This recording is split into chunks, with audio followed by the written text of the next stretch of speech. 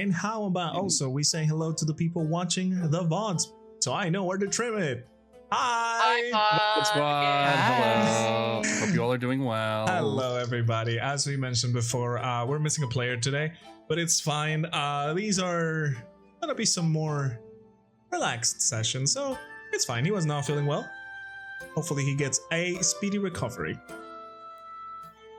And while we have you guys around here, would anyone like to roll a D3?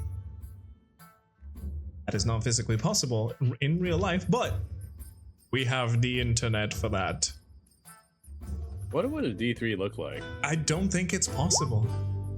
Ooh, number one. Let's see what do we have. Number one. Chords. No. How about What? you tell You were us kind of the what centerpiece of last session happened? anyway.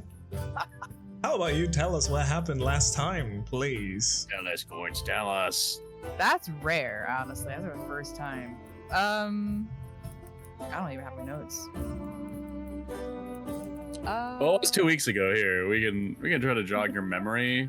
I know, right? So it was the chill episode. I honestly kind of forgot where we started. Actually, I remember we were in jail. Yeah. As all. I know we're leaving the temple of the monks, and Yep, we're you got it. heading out. Mhm. And then we got coaxed to going into this portal by some very handsome Elven. Somebody's been playing a little bit too much Final Fantasy. All right, the Elves and the elf people. Yeah. Yes. Like your Risen. Is that his name? Oh, that's a Devil May Cry guy. Oh yeah. Whoops, not your Risen. I was like, who? No. Urianger, however you pronounce his name. He speaks like a Shakespearean character. Anyways, go on. Thee and thy. But yeah, we ended up getting coaxed into there. We pretty much got we went to the jail cell for like a little bit because they had to do the whole, I guess, make sure we weren't villains or something. I have no idea about that. But after that, we got the okay to enter the city, and we were able to go check out the markets and pretty much get food and enjoy the sights, which was very ethereal. If I remember, there's large trees. It was gorgeous. Correct. Very garden-esque. You are right. City. You are right. You guys arrived at the Elven capital city of Galranthier.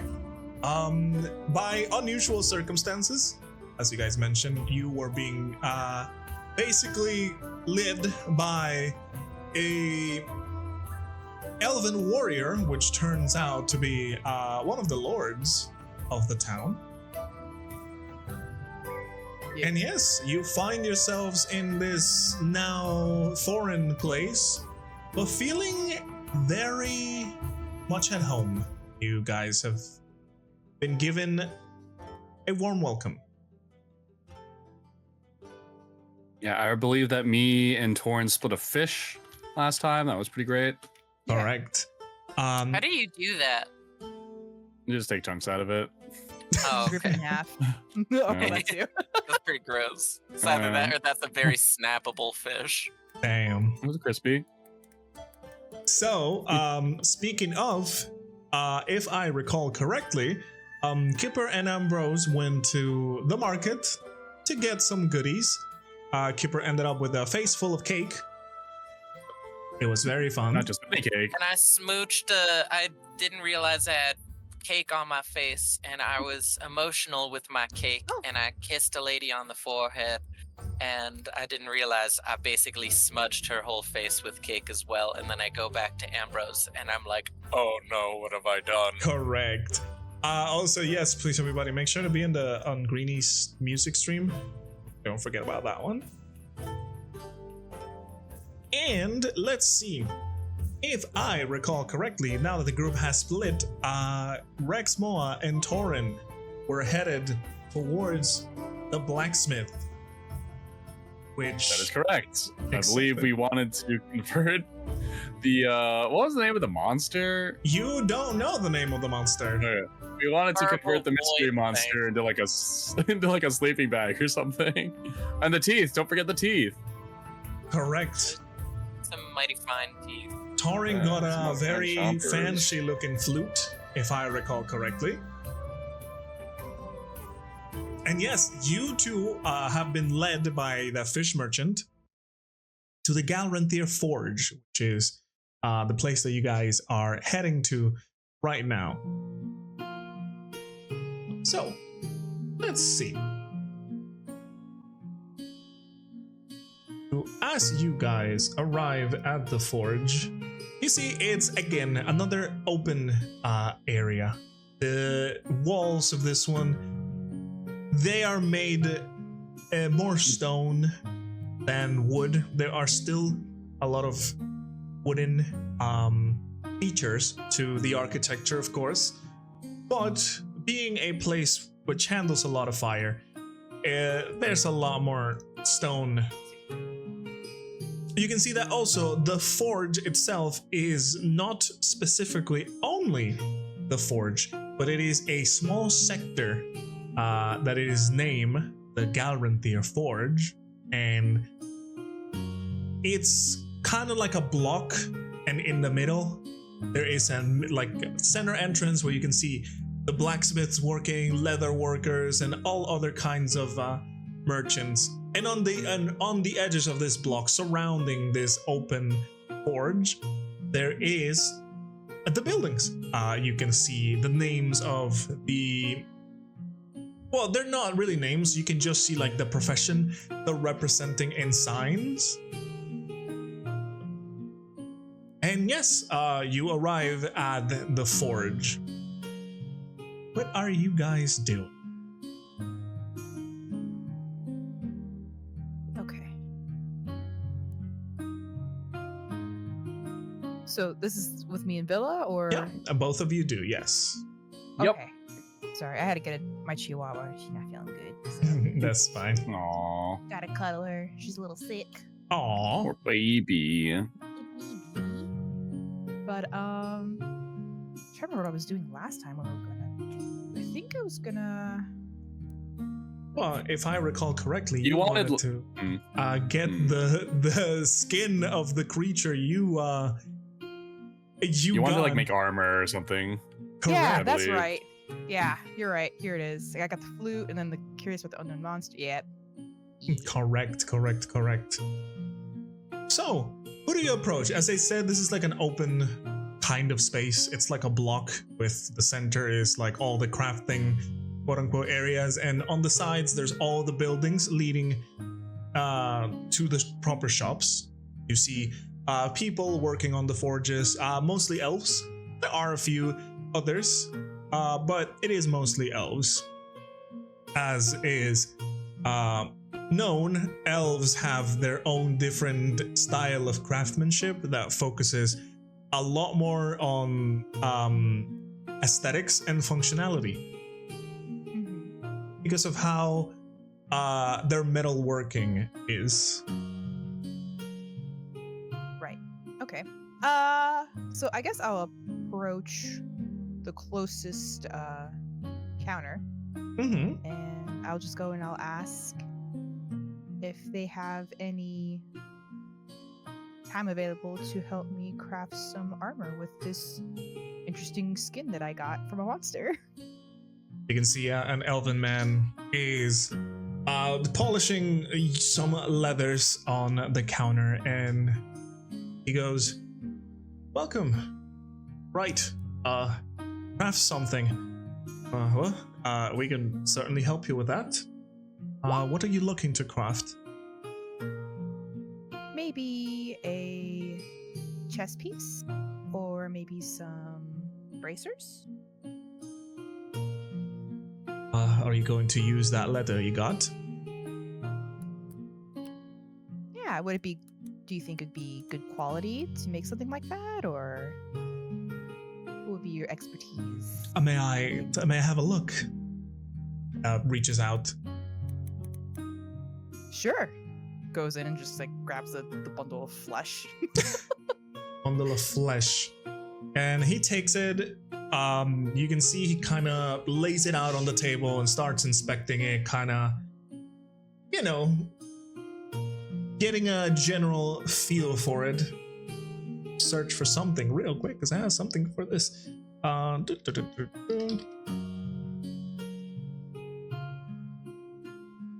to help me not get hit and be squishy. Sorry about that. I'm just looking through my many documents. I have a lot. Have fun. Yes. Okay. So the man looks at it and goes, "Oh, well, like this alone, we probably could do something, but I believe with some modifications, maybe we can turn this into a usable piece of armor." Ooh. Okay, sounds great. What kind of armor you fancy? Are you more of a heavier combatant, or perhaps something more light, or something in between? More on the light leather is what I'm going for. All right. Can probably work with that. Are you willing to sell this leather? Of course, with some additional prices and a discount of this mysterious hide.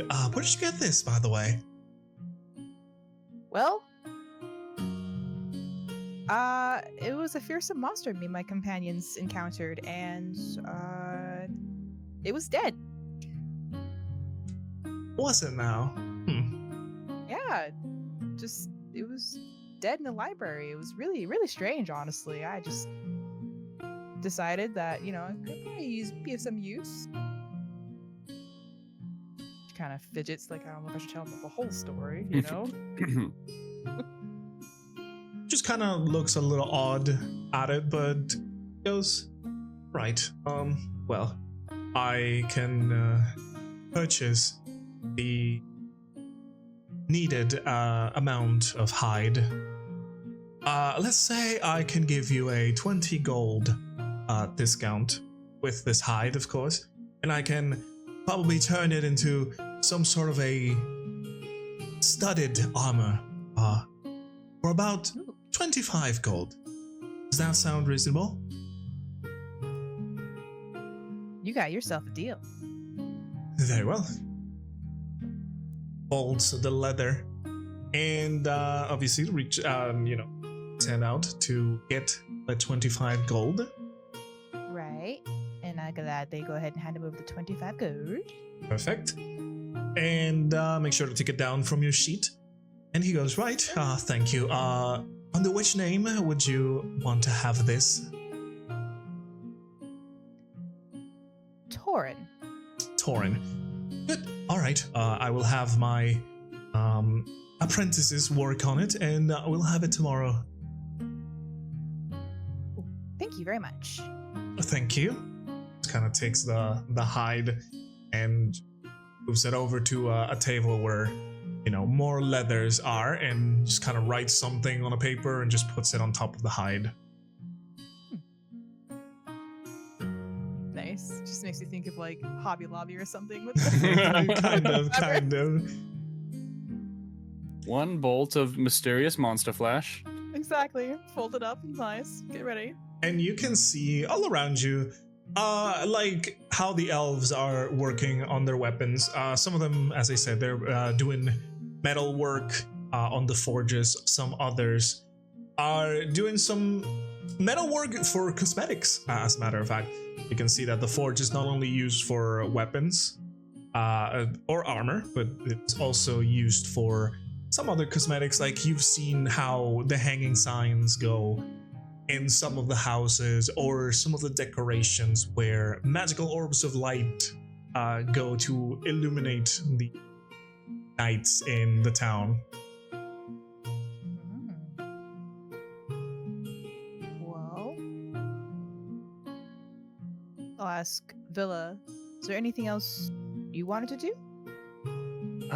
Yeah, Rexmoa takes a look around to see if there's anyone who's doing some work that's not metal work, since it's not really quite as speed. What are you looking for specifically? I'm looking, I don't know, maybe someone who can like enchant things, or maybe someone who's like a chair maker. If you're looking for like a woodworker, then definitely yes. As I said, this is like a plaza, like a kind of crafting plaza. You can see a lot of people doing different things, and of course you would be able to see like wood turning tables and like saws and some of those stuffs.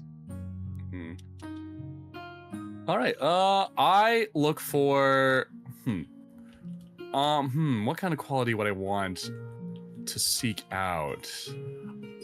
I think I look for the gruffest looking person who is doing some woodwork. You can see another elven man, older. Again, older for an elf, so not really that old, but if you would compare a young elf versus an old elf, you know this one has more age. He is over there sanding out a large piece of wood. Would you approach him? I will, and I will say, hail friend, Water's blessings. I would like to inquire, perhaps, if you could help me out on my my quest to perhaps enhance this. And I pull out my quarterstaff, and I had the most unpleasant encounter with the creature. But let's not get into the details. But I do feel like it's about time that I maybe seek a little bit more strength in the material world. The man nods at you. He grabs the quarterstaff and just kind of tests it a little bit, like gives it a little bit of a bend slightly, not to not to strain it too much, but he gives it a little swing and he goes, my friend, there is not much I can do about this one. However, if you are looking for enhancements of the magical kind, perhaps you would be interested in some of the other stores. I know there is a scribe that has a lot of scrolls that may help. Perhaps an enchanter. Even we have an apothecary. If maybe enhancing the weapon itself is not what you want, but enhancing the body.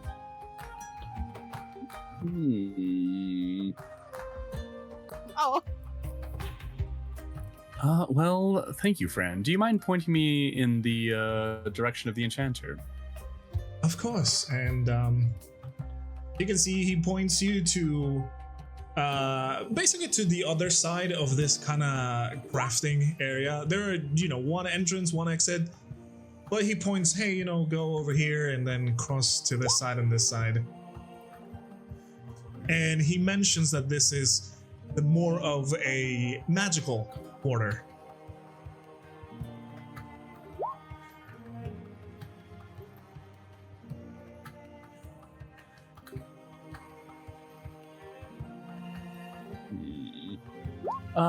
Taurin, do you have any other business here, or how long is it going to take for that armor to be made?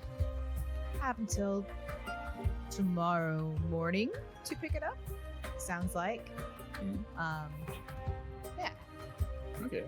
Well, it sounds like we have some time to take a walk around the city. Gladly. All right, thank you, my friend, and we'll head in the direction of the enchanter or enchantress. Or the enchant they them. Kipper, if you would like to join them, because I know obviously you were with Ambrose, but since he's not going to be around, you can say you joined the other two.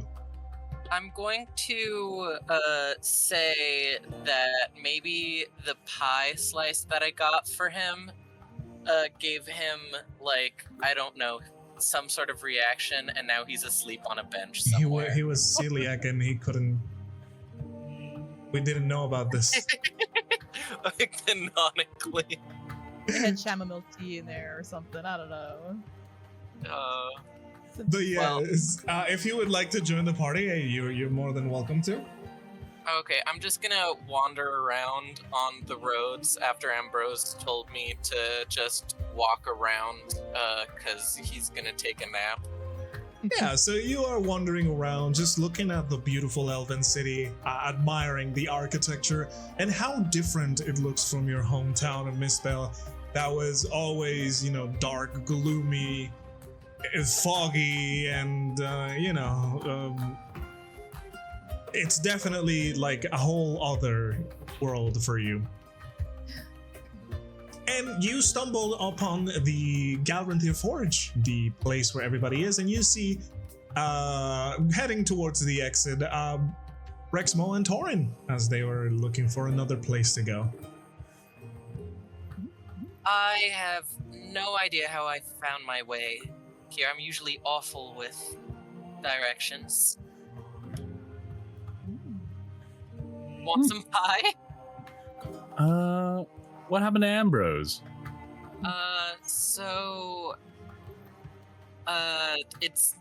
He apparently is allergic to gluten. I Really think. now. Do you want some pie? Kind of pie. It's not related, I don't think. Is that the pie that Ambrose? No, he ate the whole pie and then immediately took a nap. Oh, that explains a lot already then. Full belly. He'll be fine. Okay. So you guys, oh, no, go ahead, for go once I think I'm good on the pie. Aw, a really nice, Harkonnen. No, that's different. That's from Dune. That's what dude. That's not, yeah. I would not trust a Harkonnen pie. Do not trust that Why one. is it only made of Hair black gone. ink? Like blueberry or something. It was what I think it was Hair and just gone. That's hair what you're and gone. looking for, yeah. Yeah, not Harkonnen. Sorry, I just watched Dune again. A really nice, older Herringon lady made it, and I've never had Herringon food before, so, but she was nice. I think I embarrassed her a bit.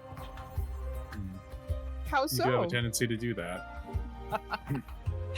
How dare you?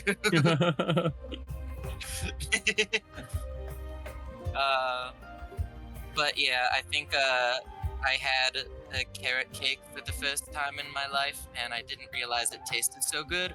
And I think in the heat of the moment, I gave the lady a kiss on the forehead, not realizing I had cake all over my face, thus transferring the cake from my face to her face. I don't think you have to explain any further. fine. And then I walked over to Ambrose, and all he saw was, yeah, That's all he saw. yeah. So how was your guys' trip? Well, I got some armor being made, which is nice. And yes, we were just on our way to the local enchanter. Mm-hmm. Oh, what are you thinking about enchanting then? Well, you do know on the our last encounter, I met quite the grisly fate, and I would rather that not happen again. Yeah. Yeah, no. Be prepared. Okay. Be prepared.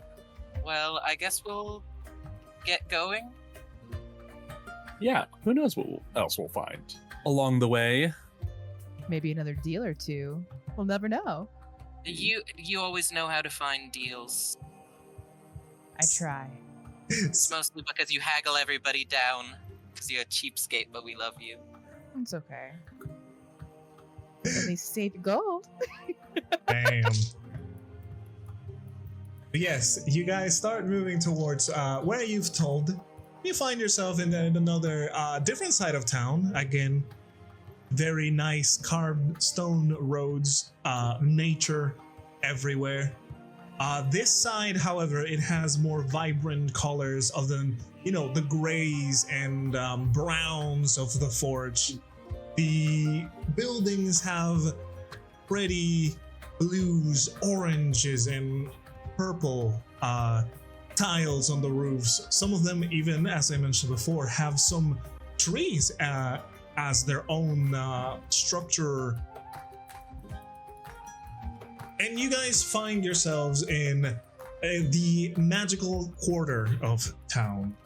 You see a few like signs that would call for your attention. One of them is a large glowing wooden sign, magically glowing, with a vial on made out of, I guess, metal. But again, the sign is magically glowing. There is another sign with a wand shooting out what seems to be a spell. And the last one that you can see all the way at the end is a scroll and a feather.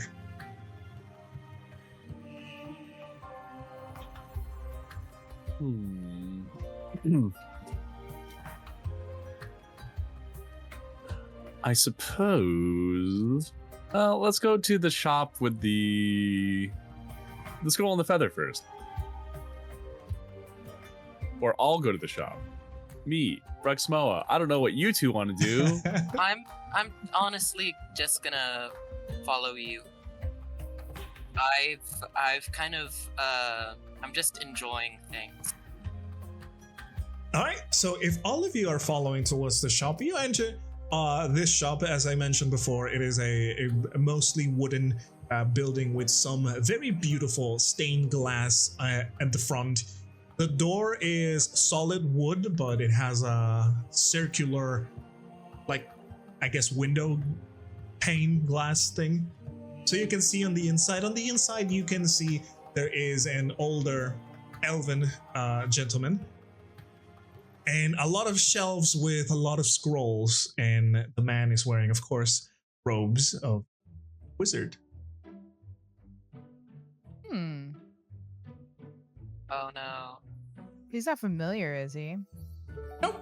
He is not familiar. He is an Like normal guy. the worst place for Rexmoa to have walked into.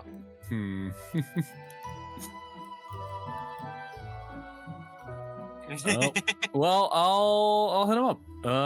Hail, friend. Oh, he goes, oh, welcome everybody. Welcome to Phalin's Grand Scriptorium. How can I help you? What was his name? Phelan? Fallon? Phelan? Yes. Okay. Well, Phelan, I must confess, I had a recent experience with a giant monster where it swallowed me and killed me. And I don't want that to happen again, Phelan. So I need your help to prevent this from happening. I have a family, Phelan. I want to see them again. Please, Phelan. You can see the man is a little like, oh God. He pulls out from below, like, the counter, some golden like bottle cap like glasses, and his eyes look massive with those. And he goes, oh goodness, oh right, oh well, I can certainly help. What can I do for you? Would you like a protection scroll, perhaps, some sort of magical item? I have all of that. Like those giant force-sip glasses. Yeah. Those huge, like, big fucking glasses. Yeah. That's cute. I ask, Phelan, do you have anything akin to this? And I pull out my quarterstaff. It's like, this is my preferred armament. Well, he grabs it, just kind of looks around. precisely, but I could probably show you some more magic items. And if you're not interested in those, perhaps a scroll to amplify your abilities. And even if that's not enough, I can probably just sell you an enchantment.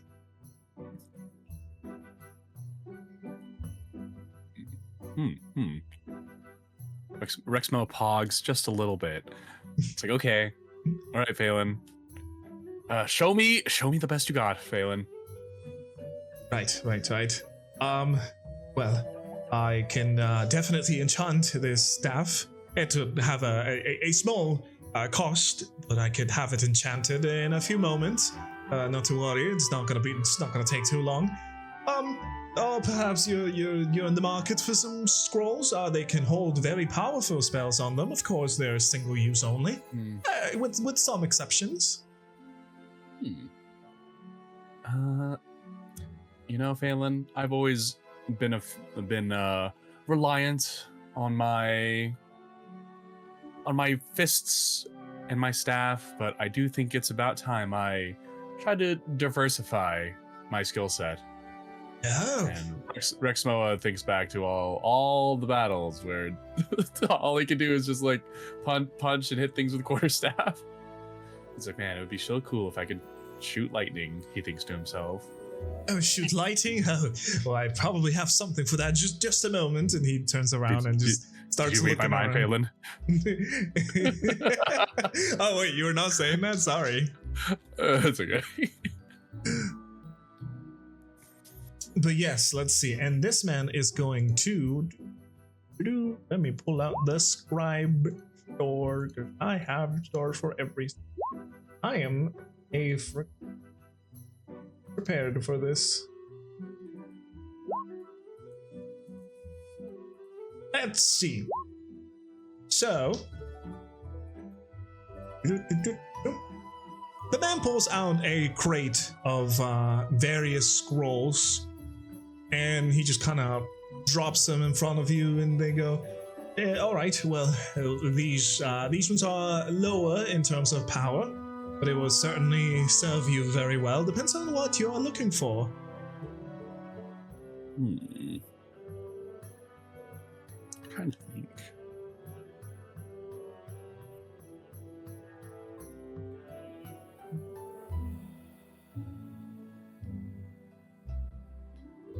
Oh yeah, so I was thinking about like the previous fights and like what always gets me into trouble. Phelan, I mean, usually. Other than that, I mean, I have to go in eventually. I can't just like stand on the sidelines. But anyways, Phelan, do you have anything that could perhaps prevent me from getting grabbed by a monster or a living carpet or an octopus? A living carpet? Where have you been? That's not important, Phelan. Oh, right, sorry. I'm sorry. I did not mean to pry too much. Well, something that may work with that, not necessarily not to get you grabbed, but I can offer you this. And he goes back and just pulls out another scroll from a different case, and he goes, the wizard's friend, Misty Step. Flops it in front of you. This will allow you to get out of any sticky situation. Of course, one single time use, but better than, risking your life. Life-saving measures. Yes. All right. I'm asking as a player, how do scrolls work? Do we have to read off the scroll in order for it to go an off? Action. It's basically an action for you to use it, and it will do whatever whatever the scroll has. In the case of, for example, Misty Spell, unfortunately, Misty Spell is a bonus action as a spell, but as a scroll, it becomes an action. Mm-hmm. I was just thinking, like, man, if I was grabbed by a tentacle, I don't know if I could pull out a scroll and read it. But as long as I know the mechanics, I was like, okay, this sounds like it could be a good investment. And how much would this run me, Balin? Oh, a scroll of Misty Step. Well, it's not a simple thing to transcribe into paper. So, we'll say 75 gold pieces. Taurin, use your haggling powers. I like the Taurin. Sorry. Because I don't got 75 gold pieces. What? You don't? Shame. That's a secret. Haggle him, Taurin. I live an ascetic life. Oh, silver pieces. No, gold pieces. Gold pieces. Oh, gold pieces. Oh, sorry. Pieces. I'm not asking you. Well, I'm telling you this as a player. I'm not asking that you give me money. I'm asking that you shake this guy down verbally. Yeah, give him the good old 1-2 Long Island treatment. Yeah, I don't know what for. Damn. Verbally. So how much was he asking for originally? 75 gold pieces. 75. Don't let him know that they got. Maybe act shocked immediately, like 75. I don't know if that's For the what approach again? here. What is this for? For a This is- scroll of misstep. A scroll of Misty Step, yes. For Misty Step, really, honestly. 75. Oh my god. Okay. No. Interesting approach. That was very sassy. the man just looks at you a little confused. Yeah, perhaps it's not the best spell, of course. There are more stronger spells to get out of sticky situations. But it's the cheapest one I have. Do you propose something else? Well, how are you with bartering? I could barter. What's your offer? Well, I have this mysterious vial of tainted blood, which you could probably use for some nice potions. So, I could definitely trade you one of these. Up to you if you'd like to go for that. Kipper pulls out an oven mitt and then sees the better option that Taurin has and slowly puts the oven mitt back. The man looks at you and goes, I don't deal in potions, my dear. You may want to go to the alchemist down the road. She's a very, very nice lady. Okay.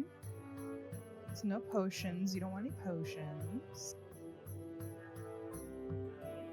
For scrolls, let's see here.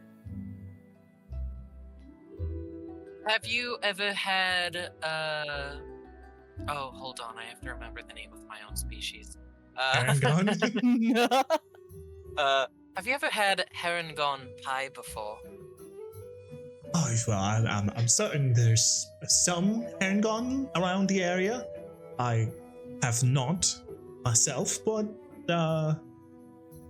hey, I guess it's something to try out at some point.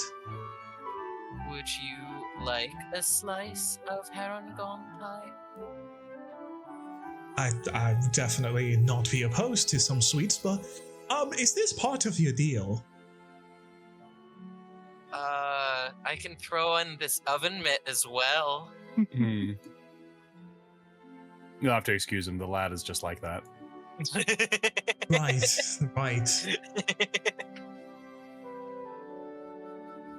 So, how long have you had the scroll? Well, the scrolls are, if you know a little bit about the arcane, once they're inscribed, they are good until you use them. I cannot recall the time where I had the scroll. And how often do you sell these scrolls for? Oh, well, the shop Traveling is doing well. That I can say. I am not fond of discussing my income with travelers, if you don't mind. Okay. How much money you make? Show me your tax income. I'm just curious how long this scroll's been sitting on the shelf. I mean, what if it's not potent as it once was when it was created? How do we know it's going to be of full potential if it's been just laying about on the shelves for God knows how long? Years? Taurin, give me Months? a deception. Okay. That's kind of disingenuous. These are legitimate points. You can give me a deception or a persuasion because you know what, you're right. This could be This legitimate. does feel like persuasion. Yeah, I mean, Persuasion, either deception or persuasion. Okay. I need to really work on my charisma though. Damn. You would be surprised. My uncle has a giant crowbar and he calls it the Persuader. Good. Just side point. It Good, persuades. good. I'm trying to find persuasion. I'm sorry. It's been a minute. Oh, take your Here we time. go. It's all good. I'll try some persuasion. Tapped on it. Ooh, okay, all right. Oh, Wow, your persuasion is. booty. I think you just insulted him. He I mean, goes. 10 is completely average. He goes. I'm sorry. My scrolls are of the finest quality. Thank you. So, how long has it been sitting on the shelf? It's been sitting for a total of none of your business. I love this man. I'm sorry Uh-oh. that we just like it. Rexmoa starts to like panic a little bit with with Kipper and Taurin contributing to this conversation, and he says, would you know it? I believe that I do have an appointment next door with the apothecary. We will be right back. Please hold that scroll for us. Don't you go selling it to another would-be adventurer. I'm sure many Doubt. pass through here, of course. Did you just say doubt it? Yeah. Right. All right. Off you go then.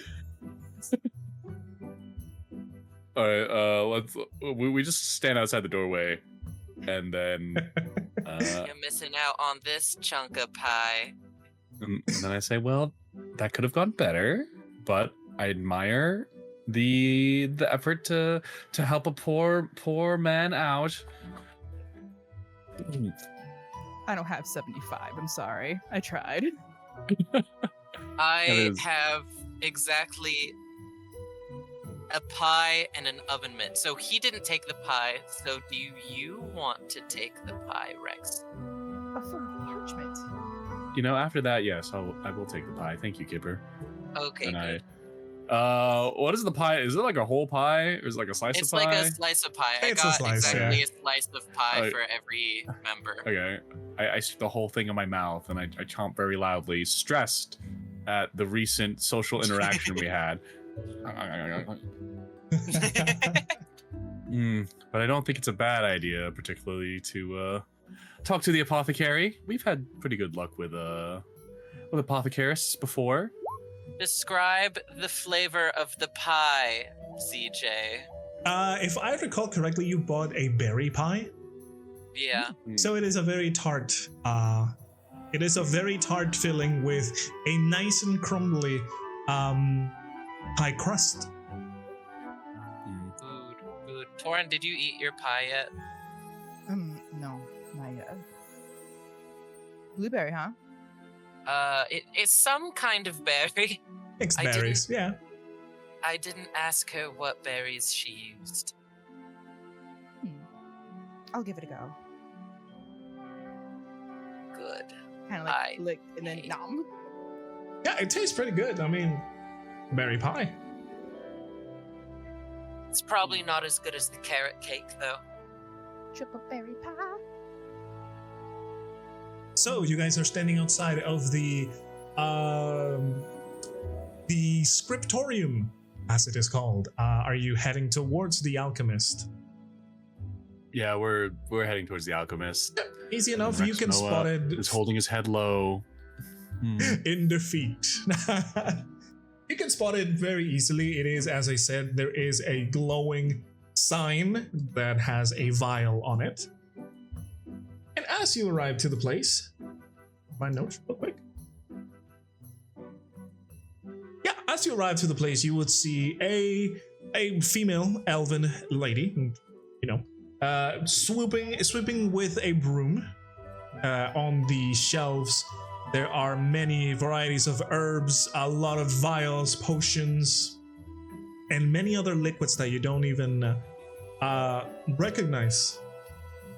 And in the back of her shop, there is a workshop where, you know, she makes the potions. You can see a lot of vials, glasses, and all of the alchemy staples.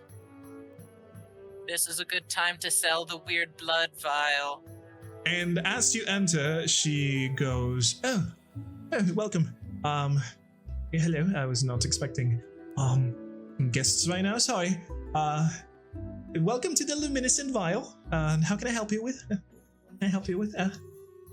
She you know, runs to the back of the counter with her broom and puts it aside. Yes. Hail.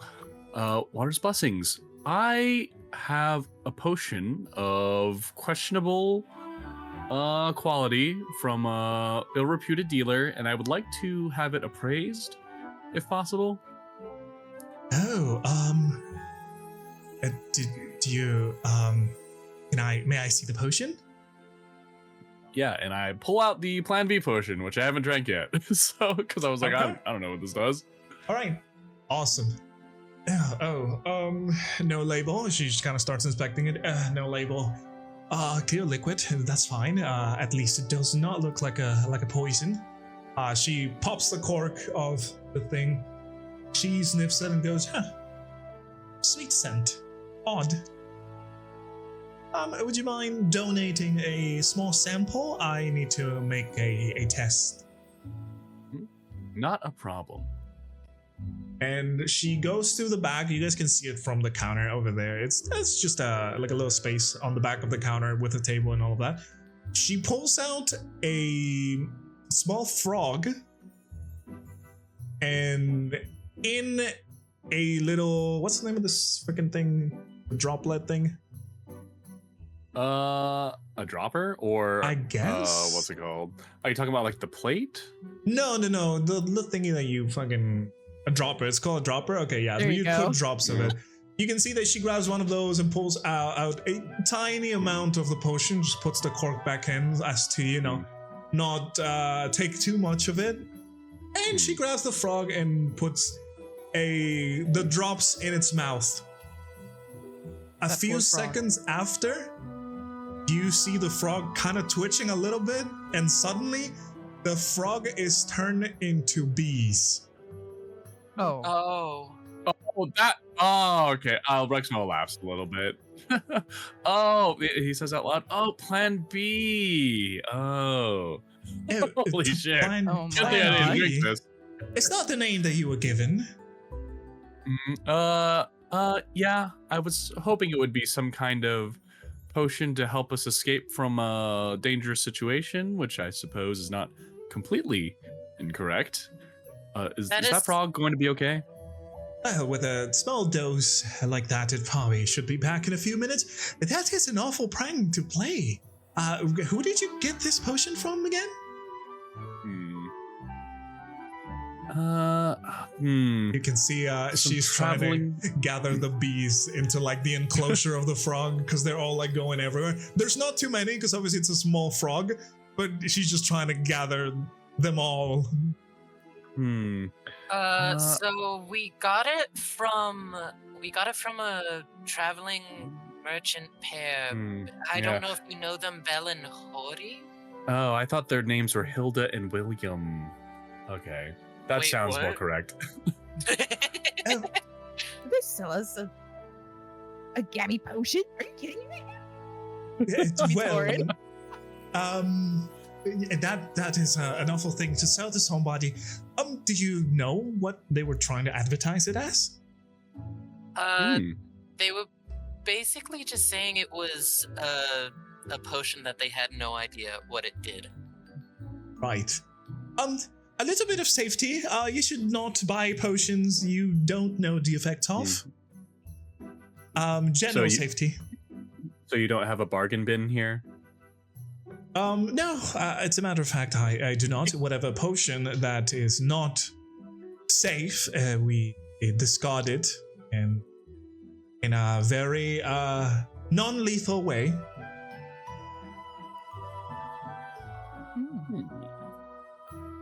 Am I allowed to keep the rest? I mean, it's That'd be yours. Yeah, of course. She just hands you the bottle again. And now, Rexmoa, if you want to take note of it, the plan B is a potion that will polymorph you into a swarm of bees if you drink it. For how long? You don't know. I'm keeping an eye on this frog. Please don't, I just don't want them to permanently be bees. Imagine No. one's an arm, one's a leg. Oh my god. Oh no. This is me thinking as a player. It would be so funny. Since all three of us know what this potion is now, if we come back to Ambrose and we give it to him. You guys are evil. I like it. Yeah. Anyways, and Kipper and Taurin, I believe you had some business with the owner of the shop as well. Oh, some business. Do you guys are you bringing me the shipment that I ordered? Are you the adventurers I hired? I don't know anything about that. I think we're separate adventures, to be honest. Oh, sorry. I was expecting a small shipment of materials, but it's all good. What do you need? What can I help you with?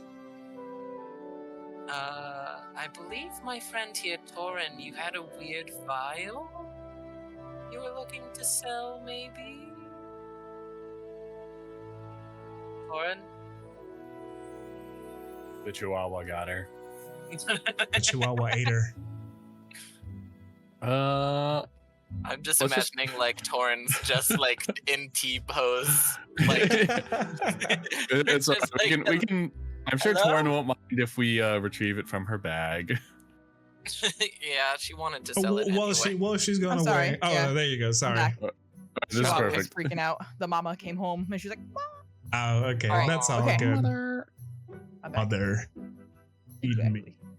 So, Kipper was just asking if you wanted to show the vial to Apothecary Lady. She's gonna dispose of any bad potions though, and this classifies bad. 'Cause Well, it's a were-rat blood. It can be in an Oh, that was that ingredient. far She back. Are you Yeah. guys? Are you guys actually saying this in character?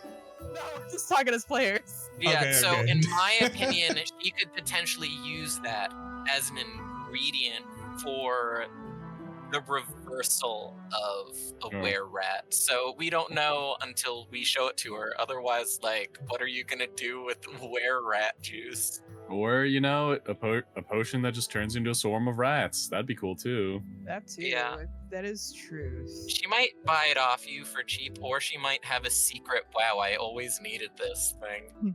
Or she just really likes rats. Okay. All right, I'll give it a go. I'll take the chance, I suppose. Let's do it. All right. But wanted to sell the potion, correct? It's up to you. The lady's just kind of expecting what you have to say. Well, Taurin will begin.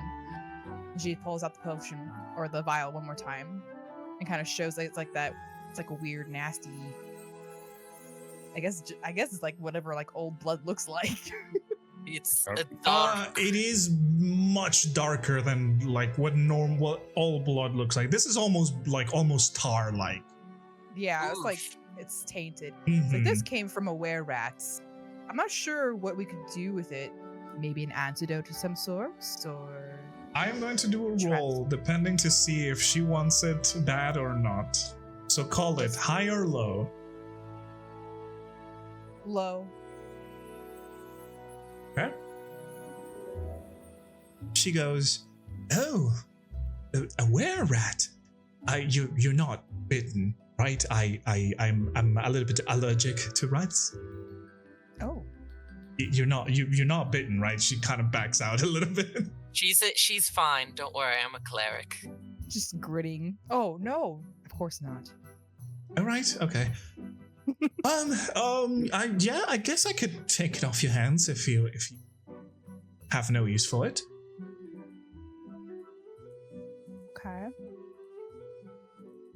What I would she offer in return? I could offer you a Well, I could offer you 20 gold for it if you would like.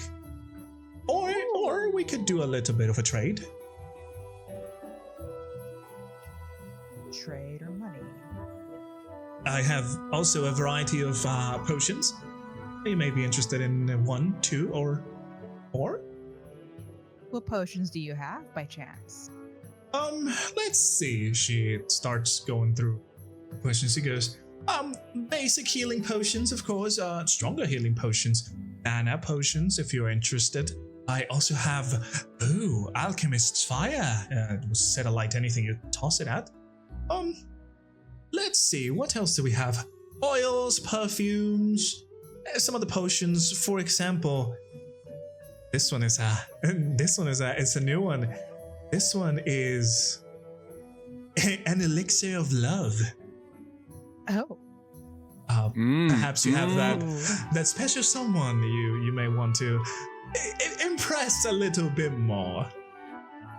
I like As a start player- nudging Taurin. I'm sorry. I know you guys are like thinking like the elf man, but no, I'm thinking of like the little dude with the parchment with the misty step to try to like infatuate him. So he gives us the parchment. Hey, for if free. it works, you guys That's what I'm are. thinking. This guy! Oh my god! That's so creepy. Listen, if it works, you guys can do it. So I mean, if that's okay with you guys, that's what my Mm. plan was gonna be in my brain. I mean, whatever you want to do, we're gonna be amused by it either Mm. way. I feel That's like my trouble. okay. My one thing is Rexmoa is not gonna like that at all. Of course not. He never does. Did I hear this? I'm like standing like right next to them, right? Well, I'll they're sneak as a speaking player. out of character, but I Yeah. mean, you Okay. hear the potion names. Okay. Yeah. As soon as I hear love potion, I do look at the two of them, like kind of, the look that like a teacher would give you, or like a parent would give you. It's like, are you thinking about something over there? Mm-hmm. But I don't say anything. See, Kipper's thought is thinking that she's totally gonna try and like charisma hot elf man. So I'm just like wingman, and meanwhile Taurin's just like, yeah, mischievousness. the old wizard must fall for me for my scam to commence.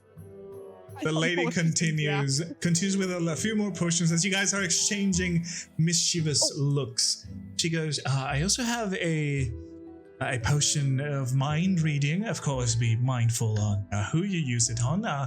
Intruding on someone's thoughts can be a little bit rude.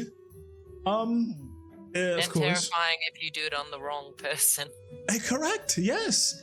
Yeah, I hope that did not happen to you. And Nope. she goes, I have more expensive ones. A potion of invisibility. This one has only one in stock. They're quite difficult to make. A potion of flying. If you've ever wanted to, I don't know, reach somewhere you've never were able to, or just experience the world from a different angle. I mean, flying sounds rad. Rexmoa holds his arm out. It's like, first things first. What are the cost of these wares? Let me. She goes back to the first ones, and she mentions that the alchemist's fire is 40 gold pieces. The normal potion of healing is 30 gold pieces. The mana potion, normal mana potion, is 20 gold pieces. The would be potion of greater healing is 50 gold pieces, and a greater mana potion would also be 50. Then the potion of love is 35 gold pieces, and the last two potions that she mentioned, flying and invisibility, are all going for 110 gold. Oh my goodness. You should totally get the more expensive potion, and then you could potentially like flip that around later. Dang. Which one was the most expensive? Flying and invisibility. I got no hundreds. Yeah, but you have a weird potion vial. I know, still. She was offering for bartering, and then you can flip it around and sell it for $20. Yeah, $20, but maybe she's like giving you a little bit of a bargain because you're bartering. I'm gonna assume because it's ZJ, she's not. It depends on the roll. It's all on the dice. It's all on the dice, man. Well, it depends. How bad you guys want that Misty Step? Are you asking this in character? I'm asking this as a player to you guys. I think it'd be cool, and also I always appreciate the opportunity to get into wacky zany adventures of our own fault. How much gold does everyone have as an out of character? I have like 30 something. I have 62. Yeah, and same as Kipper. Yeah, I have 36. Okay. So I keep flip-flopping names. Damn, we should have taken Ambrose's wallet. I know. Fuck. Oh no. He is sleeping. No, that's Oh. Yeah, but That you don't won't know be where bad. he's sleeping. That's true. That's true. All right, gang. What are we thinking? She also like looks at you and goes, I also have some well, it's more if potions are not perhaps what you want, I also have some more different things. For example, I can sell an antitoxin for poisons, the 20 gold pieces. Oil is also good if you could be used for many things. Oil is very easy to get by, so I would sell each flask for 1 silver piece. Are they seed-based oils? Oh, Where yeah, these of oils come course. from? Of course. We will source all of these from seeds. only the finest. Okay. Only the finest Rexmoa will ask. So you mentioned that you were waiting on a band of adventurers to bring in some supplies for you. Yes. I've wanted a small shipment of materials, locally sourced, of course, around the forests of the region. But the adventurers have not come back to me. It's a little concerning. How long has it been, if you don't mind me asking? Oh no, not at all. 2-3 days. It wasn't a very long journey. It's a little concerning. I did tell them not to go at night. Perhaps they didn't listen. Rexmoa was pondering. And what was the compensation for these adventurers? Oh, well, depending on how many of the items that I ordered they brought, I would pay, of course, in kind. Plus whatever fee they ask for. It depends also on the condition of the item. You may understand that I cannot make potions with badly damaged items. Rexmoa nods his head. I sense money. Perhaps we could perform a follow-up on said adventurers. Which way did you send them? Well, if you're interested, I can certainly give you the details. Just 1 second. She turns around to grab a little bit of a ledger. It's kind of looking through pages, and she puts the ledger in front of you, and it shows. I sent the adventurers for these items, and she shows you hag's nails. What is the name of this mushroom? Sorry, guys. Oh no, It's okay. it's okay. black spore mushroom heads, and spider venom.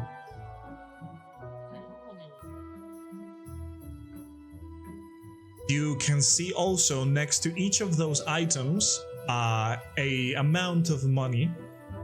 The hag's fingers. Each hag finger goes for 20 gold pieces. Each mushroom head goes for 5. And each vial of spider venom goes for 7. Wait, are hag's fingers? Is that a metaphor, or is that That's hag's the nails, actual- sorry. Are you asking that in character? I'm asking that. I mean, I'm not allowed to ask as a player. I mean, I feel like I guess I should. Let's just roll. Let's roll if I know. Lady fingers? If you're asking in character, I mean, she would tell you, oh yeah, the actual nail, yes.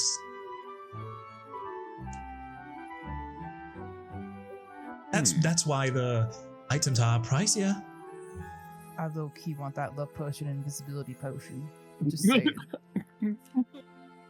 How For much was sale. the hag's fingernails again? 20 per fingernail. Oh. Yeah, Oh, 10 gross. fingernails per hag. So question. This isn't like, a regular old lady, because then that would be horrible and against, sentient rights. So, is it like a monster or something? Dear, do you not know what hags are? What kind of hag? I hag? actually do not know. Well, They're not from around here. Oh, I can I'm I from can Miss tell. Bell. Oh, from Miss Bell. Oh, right. Oh, I'm so sorry for that. Well, a hag is certainly a creature. It could be disguised as an old lady, or somebody else. I've heard of tales of hags disguised as beautiful women.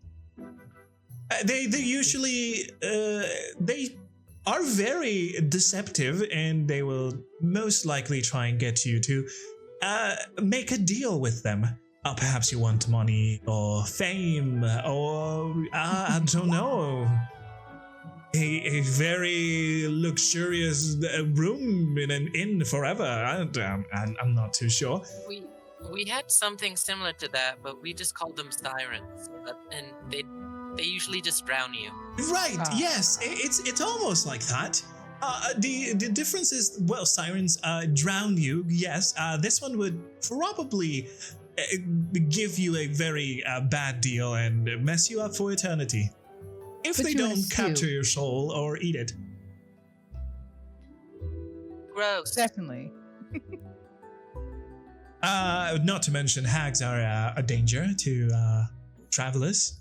Yes, of course. We're looking out for them, and if a hag is stealing them and turning them into critters, or I don't know, eating them, whatever hags do, it's not good for business. Is there any way, if we were to kill the hag in question, would its victims revert to the way they were? No, the hag is the original form. They usually pass as another. Unfortunately, there is no way to revert a hag. They are born a hag. Oh no, I was saying the victims that the hag had turned into bugs and stuff. Oh, yeah, of course. Perhaps if the hag keeps things that symbolize their deal, perhaps, I don't know, the deal was signed in a contract. Then perhaps if you destroy the contract, you may be able to save it alive. They This is make you sounding a potions. lot like. They're sounding a lot like lawyers at this point. Not far. Okay, well, I feel like all this information is going to come in handy concerningly. If I might add, though, and out of concern, I would like to know what kind of hag she is. 'Cause there are Well, bog hags. There are lake hags. correct. there's sea giants. Oh, you are so knowledgeable. Oh, have you studied by any chance of the more fey creatures? Had my travels, unfortunately. Oh, right. Well, we're probably dealing with, as far as I know, there are sightings of a green hag nearby. Ah, so stinky. Got it. Do you know what might attract one? Travelers and whatever desire actually also attracts them a lot. If you're really looking for something, they may come and try and help you. Yeah, I will have so to dress remind up you. like a tourist. I will have to remind you, though, these are very powerful magical beings. And while their deal may be good, it never ends that way. They never lose when it comes to a deal. Nope. So, the bigger your desire, the more tempted she may be to help you. And you're going to have to be careful because they are incredibly perceptive. I am now thinking about what if my hired help ended up in her grasp. They wanted money, so I don't want to feel responsible if they are now dead. Although they are adventurers, I guess that's part of the profession. Sorry, did you already disclose like where the location was that they went? Oh, no, here. And she flips over some of the pages and she shows you a general map of the region of Galranthier in the forest. You will see, like, in the, not center, but kind of center-ish is the town of Galranthier, capital that you guys are in there. On the eastern side, going towards the mountains of Galvathier, is the legend of mushrooms. Into the northern side, you can see the hag. And into the south side, almost going out towards the plains of Mistbell, it's the spider.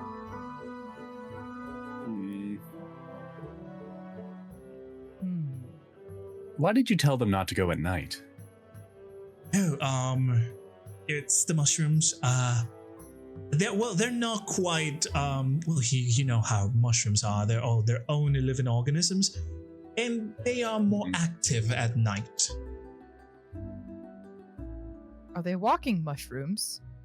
No, not at all. They are certainly not cases of walking mushrooms. Although at night, who knows? I've not gone that far myself. That's why I hired them. I'm not too much of a fighter. I would rather brew potions and elixirs in here. I'm itching for a spooky monster hunt, surprisingly. So we got a spider, a hag, and odd mushrooms. I have Oh, sorry. Oh, go ahead. No, you're good. I have a feeling that if we find the team, we're also going to find one of these monsters. Depends on which way they went. Could you give us a quick doodle of their route? Of their route? The route that they would take to get to here for the shipment? Oh, I'm not sure. They just went out of their way, and they said that they would come back here when they had the things. I didn't ask for what route they took. They probably went to the hag first. I'm not sure. They seemed like young fellows who wanted money. Okay. We can always ask around too, see maybe anybody saw a party of how many? 3. 3. Okay. Of men. All 3 men. No. 2 women and 1 man. 2 women and a man. What did they look like, perchance? One of them, Elvin, red hair, short. That was the man. Kind of roguish in appearance. He looked very shady. The others, elven women, blonde hair, taller than the men. Both of them carrying bows, perhaps some sort of ranger.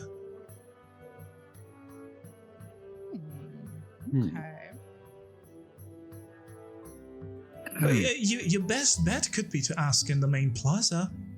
There's always a lot of people there, and somebody may know something. We can definitely do that. Yeah. What do you guys think? Luckily, we are pure of heart and want nothing of this material plane, so I think that hag would be in for one difficult time when it comes to tempting us with worldly pleasures. Isn't that right, children? He says that, but also he needs money for food, and so the money can't hurt. But yeah, we are doing this out of the goodness of 75% of our heart. Right. Well, I figured as adventurers, you don't just do it for the goodness of your hearts. That would be a very non-profitable profession. Me and Taurin just point at Rexmoa. Yeah, exactly. So much has changed. You like food. You gotta at least get money for food. Taurin, the world provides us our food. You need nothing but the sweat on your brow.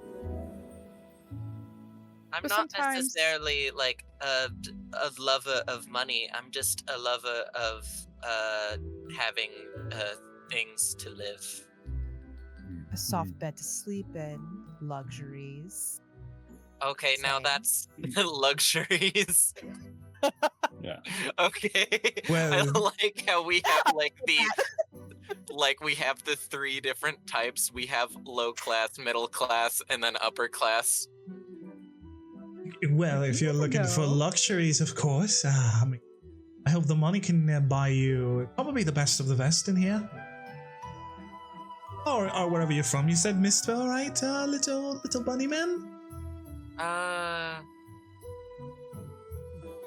I zoned out. You're from Mistwell, right? I am, yes. Pardon my intrusion, but is there any luxury there? There is quite a good amount of luxury, but there's also a lot of disparity between social classes, so I didn't really see that part. Right, well... Except when I was pickpocketing. She I kinda looked raises back a at brow at that. Rexmoa and like I'll cut that in. was when I was a teenager. Don't worry. Right.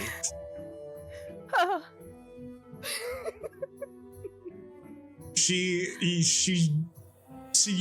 backs out a little and just grabs some of the most valuable potions, just kind of sets it aside away from you. Yes, you should put those on reserve. We will be back to procure them legally. I'm a very honorable cleric, have you know? I would hope so. But anyways, are you guys looking for anything? Oh, to ask earlier, before we got sidetracked. But do you have anything equivalent to a Misty Step potion? Potions. Well, we don't really deal with that kind of potion. That is probably better suited for a scroll. We do have a nice scribe right next to Tia, if she kind of points at the store you guys were in already. I'm pretty sure you can find what you're looking for. But however, I do have something of the sort. And she just goes to the bag and just kind of shuffles through some things, and she goes, "Oh yes, here." And she pulls out another vial of potions. She goes, "It's not quite Misty Step, but this may be similar. It is a potion of gaseous form.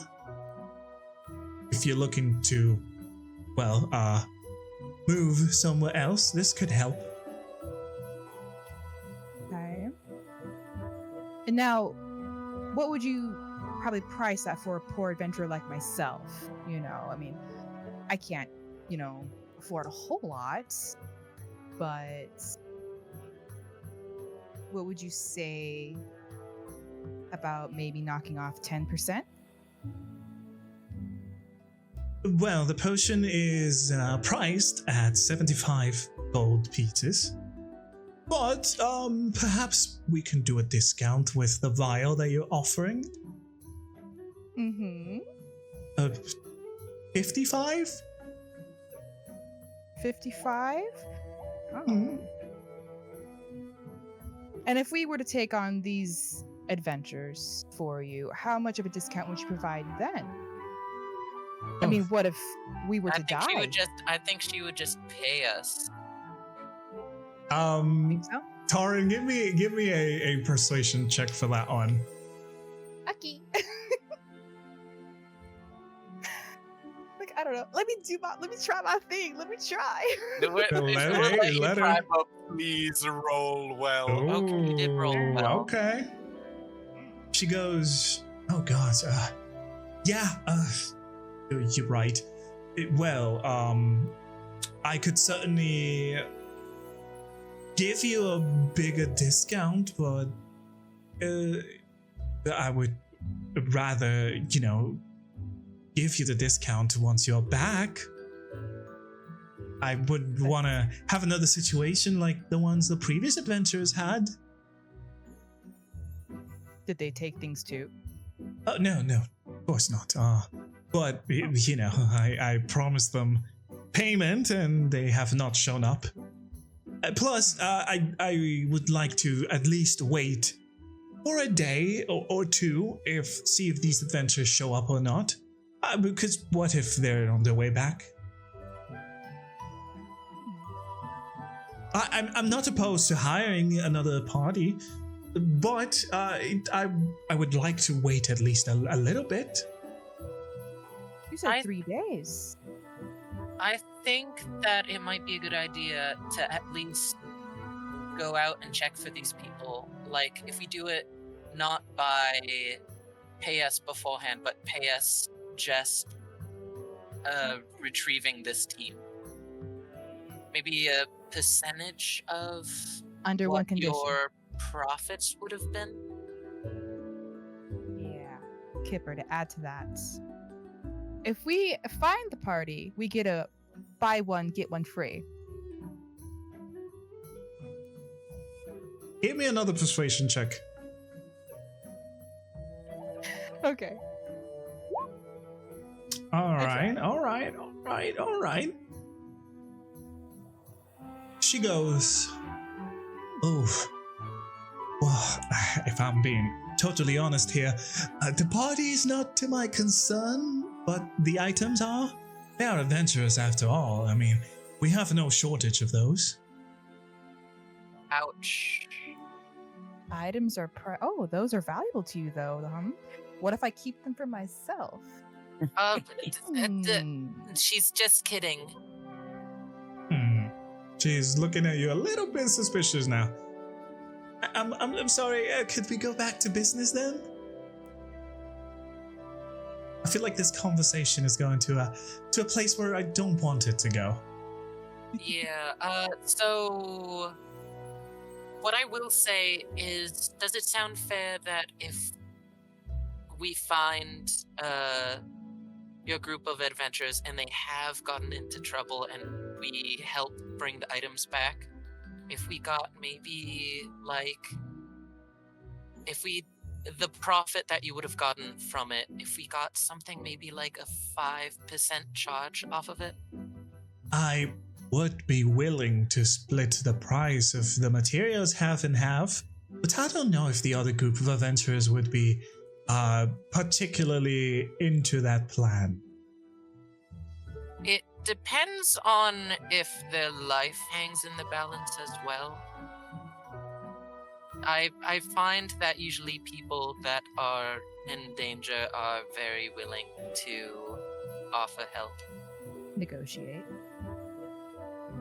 You're not going to threaten their lives for this. No, obviously, but if the hag is, hagging, I don't know how hags work, obviously, but it doesn't sound very good. Right, well, whatever the case may be, if you bring the adventurers group and the materials, we'll see what we can do once you guys get there. I don't want to give you any more ideas. It seems that you are getting a little bit too violent for my taste. Why? What even implied that I was being violent? I don't know. The fact that their lives are going to be at stake or whatever. Please. I thought we were talking about that already because of the hag. It's not because of us. Well, how am I to know that? Children, I think we've talked. Well, I think we understand the deal between us and this fine local business owner, and I think it's about time we both make our leave.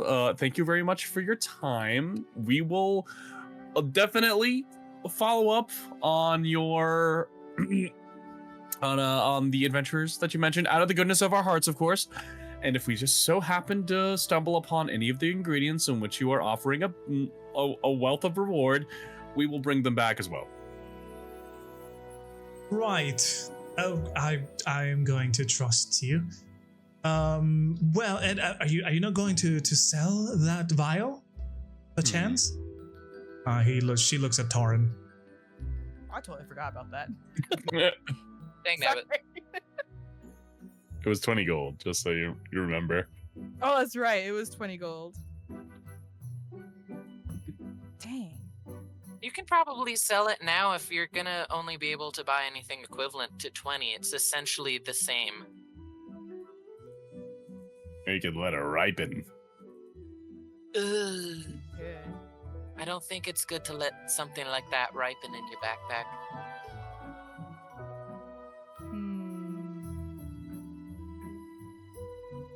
Well, I'm not gonna have any use for it, I guess. I suppose. So you are selling it? I'll sell it for 20. All right. That's fine. Then put 20 more gold pieces and remove that vial of tainted blood from your inventory. Goodbye. Farewell. And she would grab it and just put it back there with all of her alchemy stuff. Oops. Oh, and by the way, the frog is now back to normal. Oh, that's good. That's very good.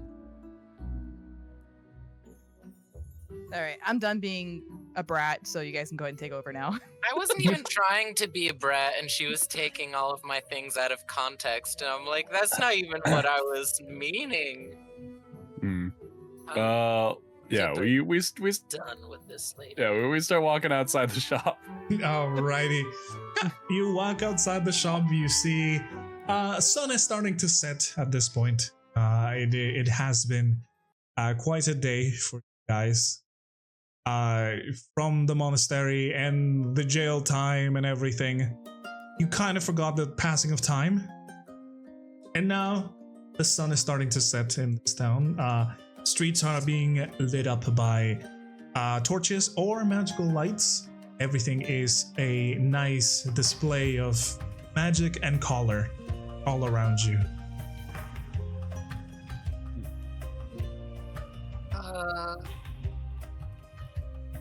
I'd hate to end the night because of, this is gorgeous, but I think we should take a rest. Yeah, who needs a love potion when you have a view like this?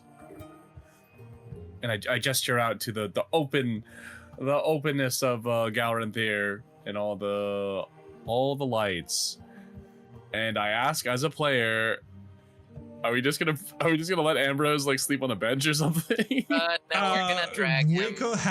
We could have him in whatever you guys decide to sleep in. Okay. We're gonna somehow get him into. Maybe we like rent an inn that's right next to his bench, so we don't have to drag him all over the city.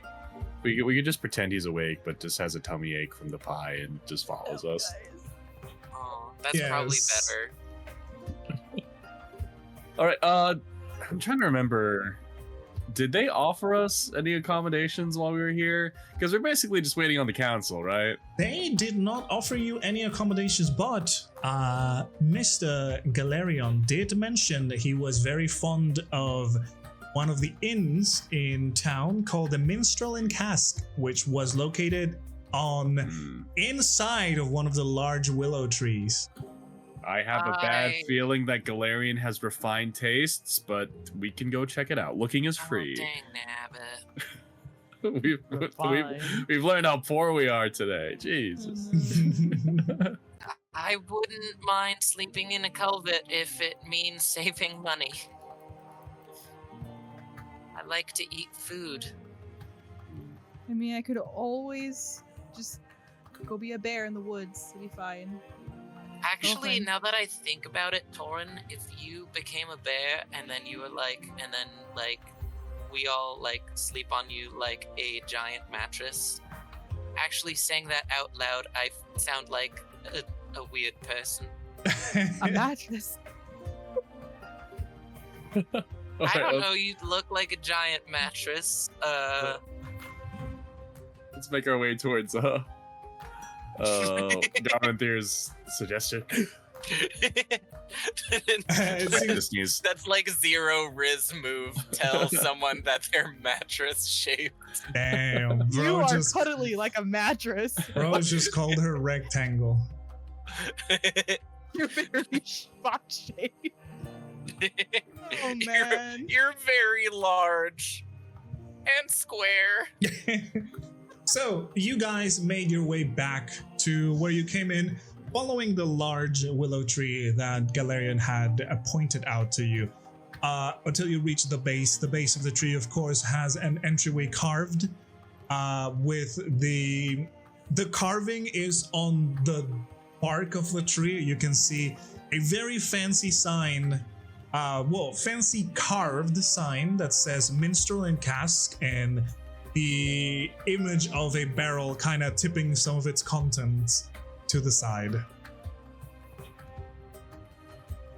As you approach the place, you would see a large spiral staircase and some windows on the edges of the trees, and some of these places had even doorways because of how the place was carved. On the inside, of course, is all illuminated by magical lights. They are all small, dancing motes of light that just kind of float around the area. Guys, Like go in Harry up. Potter? Yeah, pretty much. Sorry, go ahead. Would you guys like to go up into the inn proper? I want to sleep. I even put the inn. I don't think I did. God damn. Put Whatever. that in on the viewer. Show us that. We're just gonna put this one in. Who is that man? He's just chilling. Let him be. Is that bald man? He's just chilling. Let him be. We're just gonna Why put is this he one in. showing us his head? He's just chilling. But yes, you guys make your way upstairs, and you see as you go along, some of the entrances of this large spiral staircase are numbered. So clearly, those are some of the rooms. And at the entrance, there are some bouncers. They just kind of let you in. They're just kind of there for security. Bouncers. Yeah, Is of there a course. club nearby? Not messing. Well, it is an inn, so you may be expecting some sort of drinking as well. It is an inn and a tavern, as it mentioned as Galarian had mentioned. And as you go upstairs, I am sad that I didn't get this image for you. I found a very awesome one, but unfortunately I can't find it anymore. Well, you guys are gonna have to imagine it. Well, as you reach the top of this large stairway, you are greeted by an elven lady. She is dressed with your common innkeeper attire, something simple, yet because it is of elven craftsmanship, it looks fancier than whatever maids or innkeepers would be wearing from whatever you're from. And on the inside, you can see it's entirely wooden place. It is the tree trunk itself has been carved out, and it is serving with a lot of tables. Some of them are carved from the same wood. Some of them are, tables that are, I guess, normal tables. The other ones are like stuck in the tree because they're carved into it. Chairs, same deal. Some of them are carved from the same wood, and others are just, normal chairs you can move and turn around. You can see a lot of different people in there. Clearly, it's a kind of a known tavern. Elves of any kind are around there, and some others, of course, not only elves. You can see different people, different races, walking around, enjoying a meal or a drink in one of the multiple tables. In one of the sides, you can see the bar with a couple of elven innkeepers dishing out drinks, cleaning up mugs, and just going and going. And behind this bar is the kitchen area, which, as far as you can see, they're using magical fire to cook their food. It does, once you enter, you do have a very nice scent of vegetables, because you may know that the elves' main diet does not consist on meat. But it is quite pleasant. There's a lot of spices and things that would hit your nose, and it's just a general good place to be in. The lady at the front, she is kind of, greeting people. And she goes, "Good evening, Instilling Cask, can I help you with?" He starts looking at a ledger as she looks at you and at the ledger. Hi, so we were recommended to this inn by a man named Galarian. I just wanted to ask, what would be the price for 4 people for one night? Oh, Lord Galarian? The Lord Galarian? I think so. I can't remember. Was he a lord? Yes. Okay. Indeed. Oh, that's very flattering. He has been here a couple of times. I'm glad he is recommending our inn. Sure. She just kind of flips through some pages, and she goes, "For the night, we are talking 3 gold pieces for a double room, 2 gold pieces for a single room." Ooh. Okay, so that would mean, if we're doing math, and does that mean like The double rooms would be cheaper. yeah, the double rooms would definitely be cheaper, but can we only fit 2 people in a double room? Ideally, yes. I would not like any squatters. Plus, have you ever Understood. slipped on a tree? It's not really comfortable. Do you allow pets? And I look towards Taurin. Yeah, what, you're looking in character? Yes, I'm looking in character. She just looks at you, offended by what you just did. And she looks at Taurin and goes, I'm sorry. I know you're not a pet." I have to clarify. She's a druid. Oh, she's a druid? Then no. We do not accept any wild shapes as pets. That is inhumane. And weird. And weird. You forgot to mention weird. I think what he meant is like is it okay with different variety of animals showing up? Now that I know you're a druid, no, it's not okay. Sounds good. What a, okay, I'm not gonna continue this out any further. I can't believe I'm the rational one this time. The youngest and the wisest. It's the fish. The fish has changed me. And the lady kind of finds a page and just kind of reads it for a moment. You know, I'm just relieved that they didn't say that the rooms are going to be 75 gold, frankly. Oh so. my goodness, I know. I was gonna cry. I was The like, lady- I'm going to the woods. The lady reads the page and then looks at you and she goes, Erangone, the Baxi, is a fuck. Yeah, these are the ones. You are expected, as a matter of fact. We like drag Ambrose with us as he. We'll say Ambrose is around. Yeah. Um, This is our emotional support marble statue. She closes the ledger and you go, please follow me. And she leads you inside of the place. As you walk inside through some of the tables and some of the other patrons that are just having a fun time, enjoying, or just, relaxing after a long day, you are directed to a table in one of the corners where a familiar face is in there. This time, you recognize this man. Beard, wizard robes. Oh no. Hold on, this could be anyone. He is sitting down on the table, just enjoying a meal. And once the lady approaches, she goes, your guests? And she just kind of nods because his mouth was full. And of course, we're talking about Theodric. Son of a bitch. And he goes, please take a seat. Don't let me have you standing up here. Would you guys like some food? You. Hey. Hold on. I'm gonna see if I still have a check for poisoning.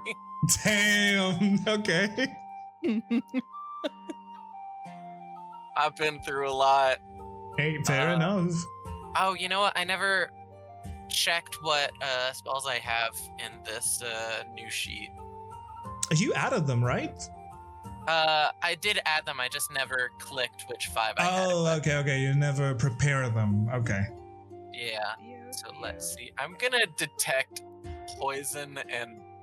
Oh wait, no. Detect evil and good. Okay. Wait, I have 0. I have 0 mana. No, I have 2 mana. I leveled up. Yes, correct. You did level up, so you should have a few bits of mana. You're going to detect evil and good. Okay, let me read what detect evil and good is in. Aberration, celestial elemental, fae, fiend, or undead within 30 feet of you. Okay. Oh, never mind. That wouldn't work on him, I don't think then. I was thinking more like detect evil intention or something. No, not necessarily, but yeah, you could make an insight check to try and detect, like, if he is lying to you or he's being shady or whatever. You can still cast the spell. You can You know still what might cast be it. a better idea? Should Uh, I cast Zone of Truth? True, Sarah. Truth. Zone of Truth. That is a big spell. Would you We're about guys to take a long be rest. against me casting Zone of Truth as we talk to this man? I suppose this is me asking as a player. Would Zone of Truth be visible Oh yeah. to people? Like it's very obvious. Oh yeah. Okay. It is I'm pretty sure it says that it is a ring of like bright light around you and whoever is inside of the zone. So we're just compelled to tell the truth no matter what then, or? I'm pretty sure it compels you to tell the truth, yes. Oh no. Okay. Yeah, this goes for all of us. Yeah, That's this why goes I'm asking for permission. whoever is in front and inside of the circle. Let me read the description real quick. I I can see it right here. Magical zone that guards against deception in a 15-foot radius sphere, center on a point of your choice within range. Creature that enters the spell area for the first time. Charisma save and can speak deliberately. Oh, okay. So if you fail a charisma save, you cannot lie while in the circle. Oh, interesting. But you can omit. Oh. You don't have to say words. Correct. Well, it just says that you cannot lie. But it is true. And also, Kipper, if you were to cast it, you would know whoever succeeds or fails in the saving throw. And okay, well, the affected creature knows about the spell and can avoid to answer. I mean, it's Theo. Yeah. You know what? I apologize, Theo. I know that you haven't necessarily steered us wrong in the past, but we're still a little hazy on your specific, I don't know, reasons for being, and you kind of answer in riddles and stuff. So I'm just, as a formality, I'm going to cast Zone of Truth. Right, be my guest. Oh, All dang right. nabbit, hold on, I need to actually, No, you're good. Everybody where are you gonna put it? You're gonna put it like around the table so like everybody is hit? yeah, just around the table. All right, everybody except for Kipper, I guess. Well, no, it is you as well. Everybody, it's a creature. It doesn't say outside of you. So everybody gives me a charisma save. I'm gonna roll Theo's charisma save. Over here. We're just rolling charisma, right? A charisma saving throw, yes. Charisma saving throw. Charisma. Bib, Theo passed.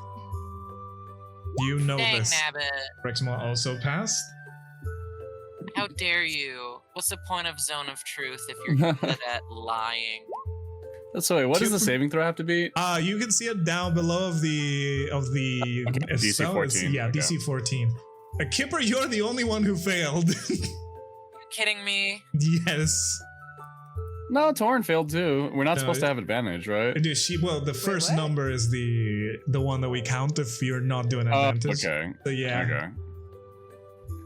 Okay. Zone of Truth, it can be used for a lot of things. But then again, I mean, it's luck of the dice as well. Your spell save DC is decent. This didn't go well. Hey, you tried. Make sure to take down those 2 points of mana and And that's the honest truth.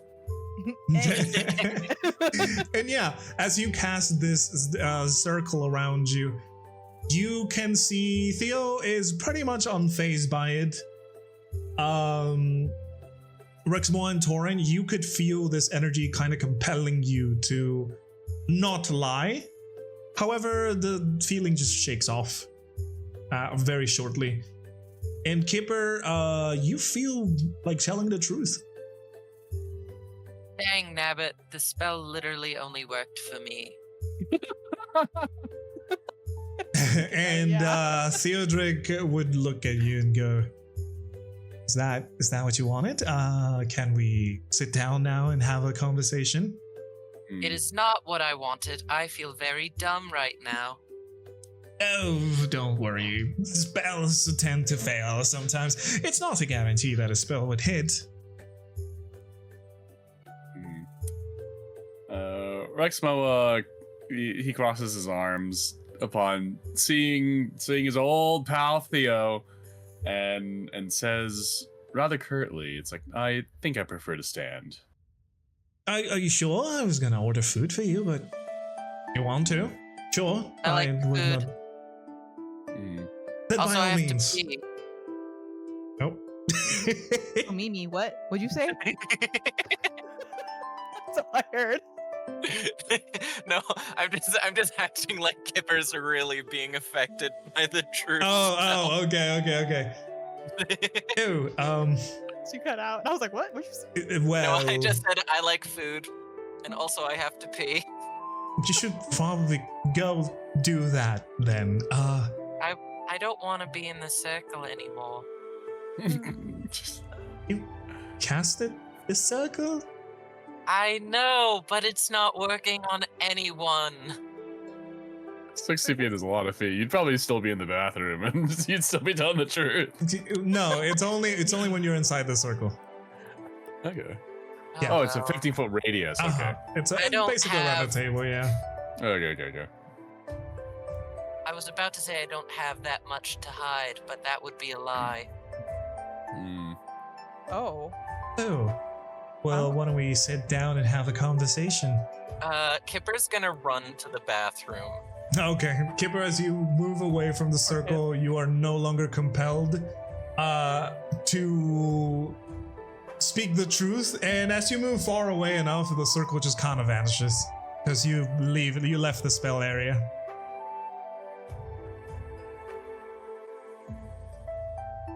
Okay. And Theo is Well? looking at the remaining two of you and go, I'm sorry you've doubted me, but I'm here and I'm trying to talk to you about what has happened. I'm pretty sure you have questions and I may have some answers.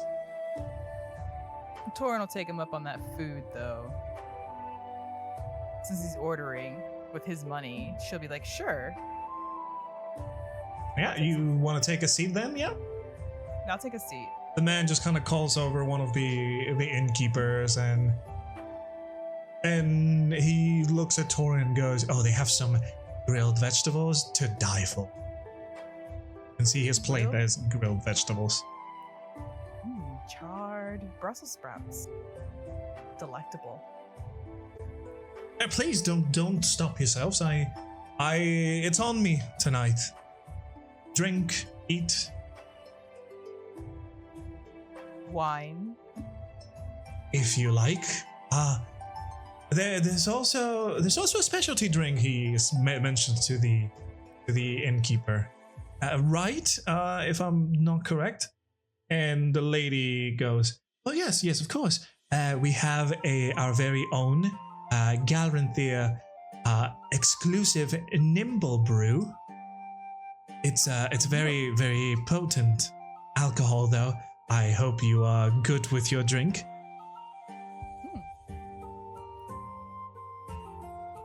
I'll try a glass.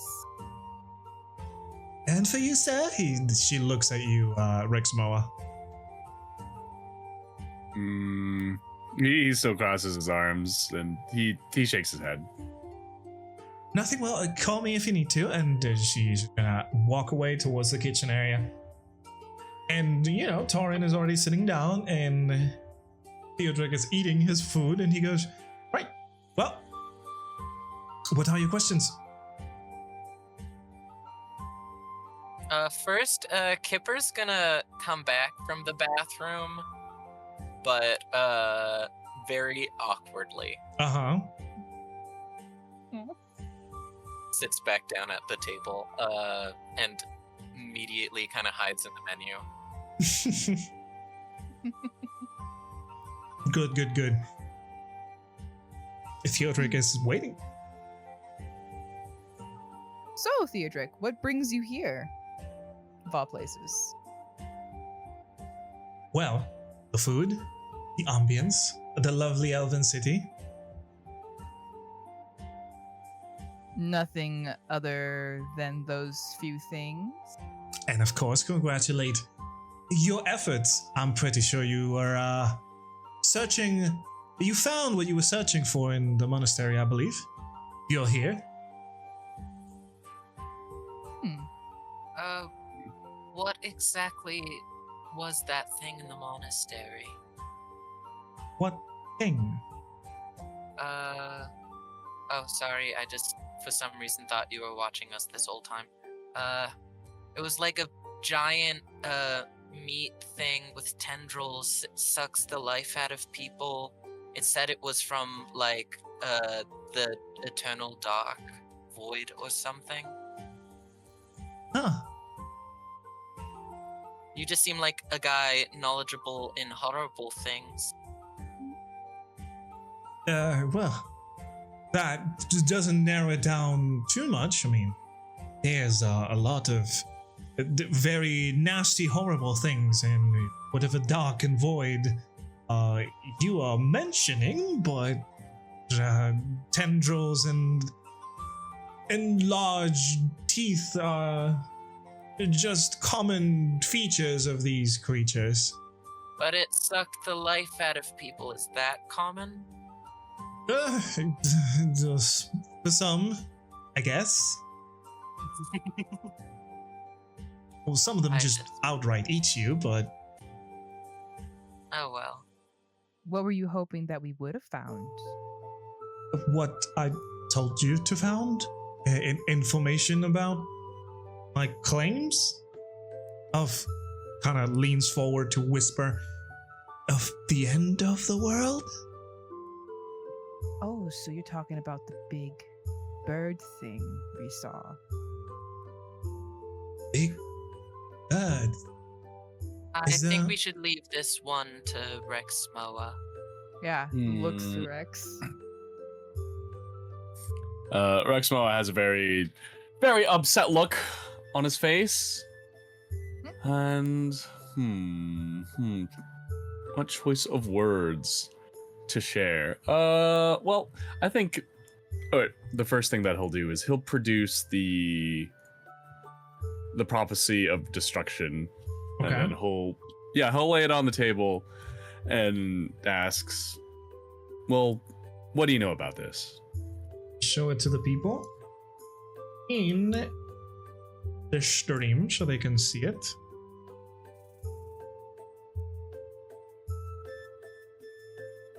As you put it on the table, Theodric just, courteously kind of, asks you for permission to hold it, and he grabs it and starts reading.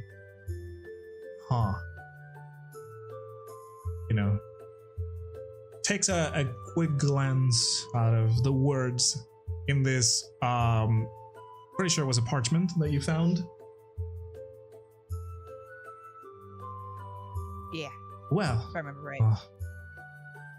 This is, well, these are passages depicting the destruction of the Titans. But why would you want this? I want for nothing, wizard.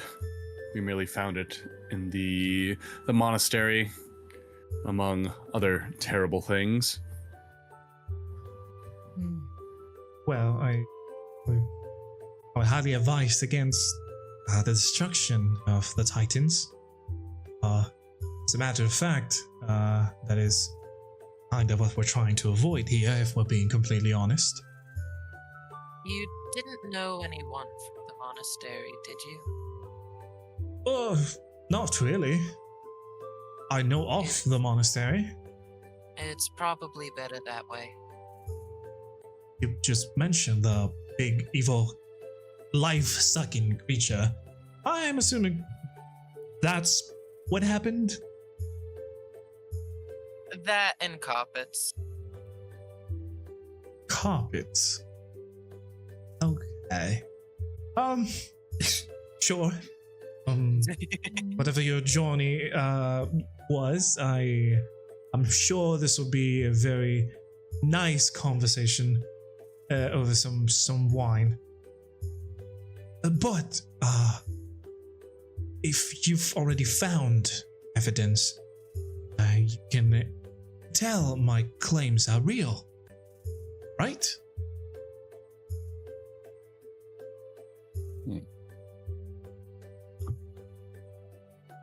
What made you suspect such a thing in the first place?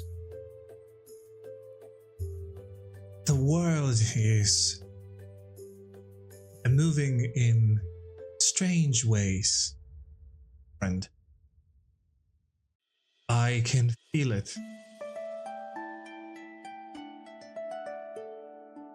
can't really tell you why I can't feel it. It's something innate, perhaps.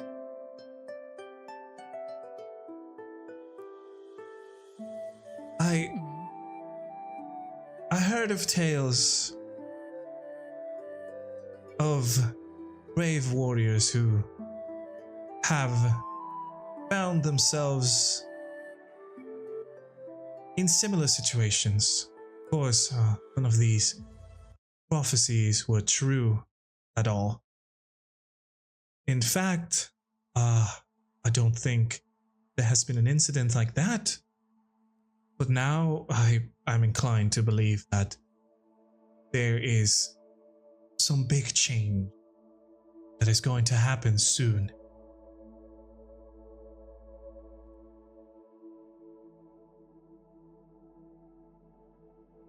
And to stop this, to stop the rage of the Titans, we must reform Crenia.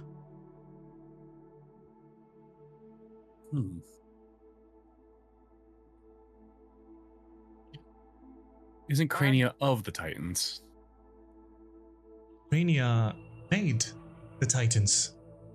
Crenia itself has absolute power over them.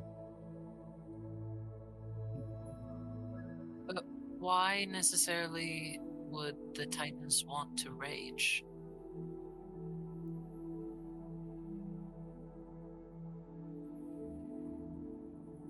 Have I told you? Have you guys heard of the tale of the Maiden in Stone, by any chance? Maiden in stone. The name rings a bell, but I don't think I know. Rexmoa just solemnly nods.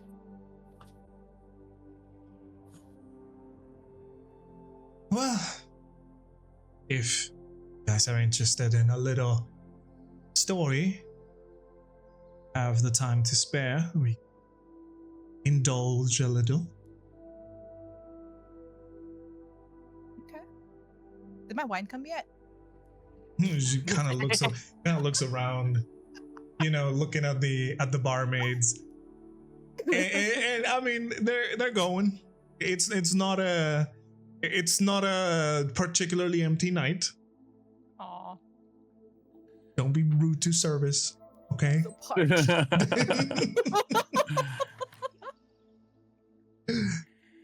Go ahead, though. But Sorry. yes. The Maiden in Stone. A long, long time ago, during the time of the first elves, there lived a warrior. Brave.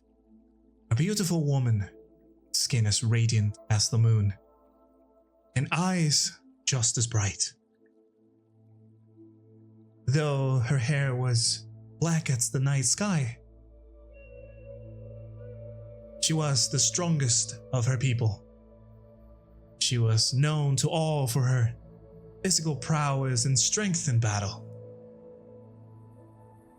But to those who knew her well, her courage and fortitude shone above all else. Her name? Awaken. Awaken the Bold, Awaken the Unbroken, Awaken the Beautiful. She was known by many titles, even if she just preferred her own name.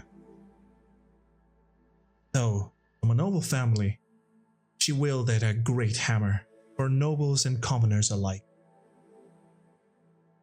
From a young age, she would travel through the lands, aiding those less fortunate, slaying wrongdoers, or simply seeking out adventure for the thrill of it. Her prowess was such that she was chosen one of not a Titan, but of Crenia itself. Her mission was to protect Crenia and ensure that balance was instilled. In Eowyn's mind, there was no easier task.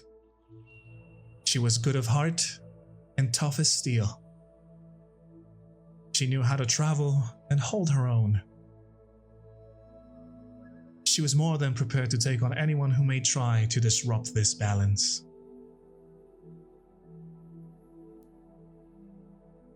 But as world-wise and brave as she was, Eowyn had not taken the Titans into consideration.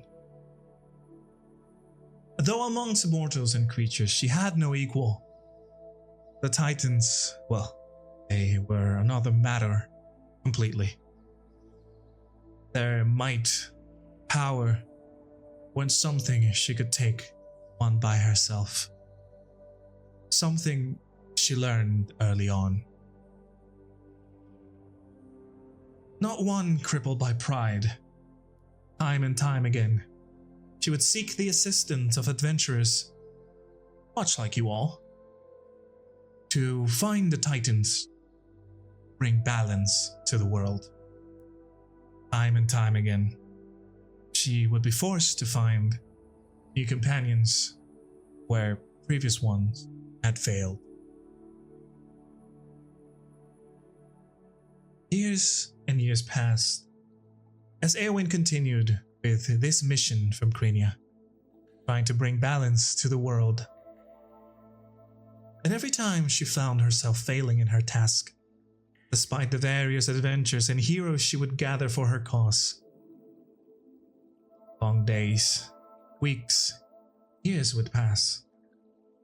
Despite her efforts, she would see the fruits of her work crumbling before her eyes, time after time. One day, Eowyn broke. She could not take it any longer. Tired with this continuous, relentless struggle, she stood up to Crenia, the creator of everything. She no longer wanted to be the chosen one. To carry on seemed like a fruitless mission, where those she gathered and cared for fell one by one before the Titans. How many did she have to guide? To fight alongside, only to fail yet again? But Crenia would not take this insubordination from his chosen one. Eowyn's rebellion against the Creator was cut short, as she was turned to stone, the heart of Crenia. The Creator would give her one respite only. If anyone should come to seek it, they shall first contend with the Maiden in stone. But this was her fate, to forever protect Crenia, to follow its will, be it willingly or by force, until the world was brought to balance, until Crenia's perfection was achieved.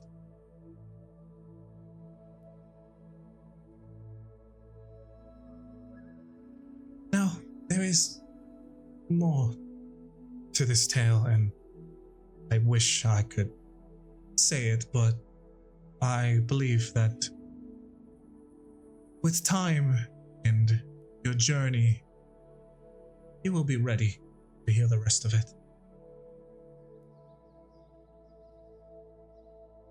Now, why do I tell you this? Ever since Eowyn was turned to stone, ever since no one had the purpose to achieve balance, things have gone wrong. I want to help this goal. That is why I want to form Crenia once more.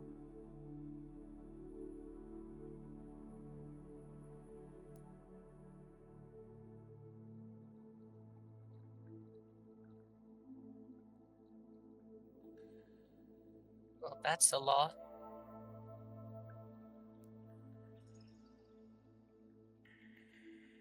A tale for some. A lot of thinking to be done with it. Would it be okay if we rest on that? Of course, I'm not asking you immediately go out of your way. After all, we're enjoying a night of calm and peace and quiet and food. As the innkeeper brings the plate of food that the Taurin ordered. Oh shit! Villa died. What happened?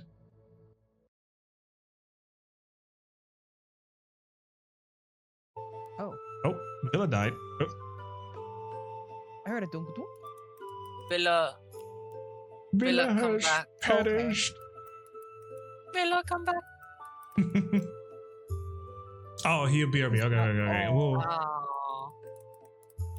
Let's talk about stuff like food stuff. But yes, as the food gets to you, Taurin, you see a plate of very tasty-looking grilled vegetables. Obviously, charred with some very nice grill marks on them, smelling delicious, spiced, of course, perhaps spicy as well. And they bring you a small glass. It's almost like a tall shot of this clear liquid, and it leaves it next to Everclear. you.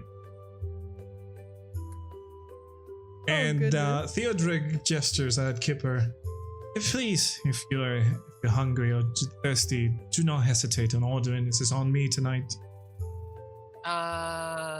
That stuff's gonna hit hard,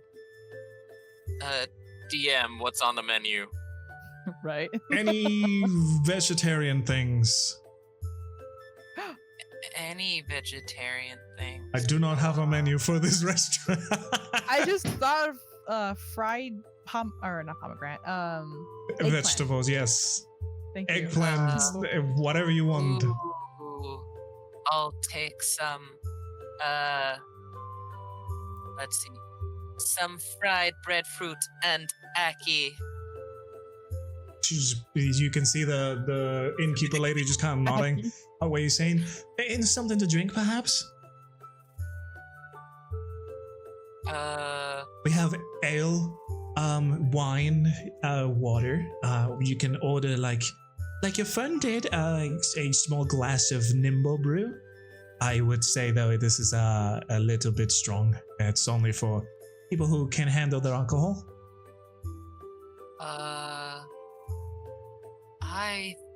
Is there like a sweet tea that's good for making people sleep? I feel like that would be nice right about now. Of course, yes. We can give you an herbal infusion. Would that be all for now? Yes, lavender with cream. Right. Well, we'll get you sorted. And she just walks away. Yay! Dude. I like to imagine that Rexmoa just kind of fell asleep halfway through the story because he's already heard it before. Oh, nice timing. Kipper is back. Welcome I'm rolling back. a roll 20. That's so good. Hopefully that won't happen again. Yeah, hopefully. Yeah. I know how bad it is to have power going.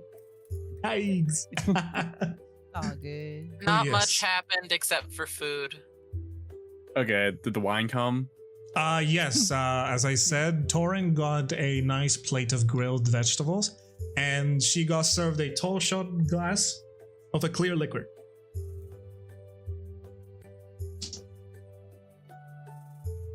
All right, I'm ready. Oh, give me the spark notes of the rest of the story.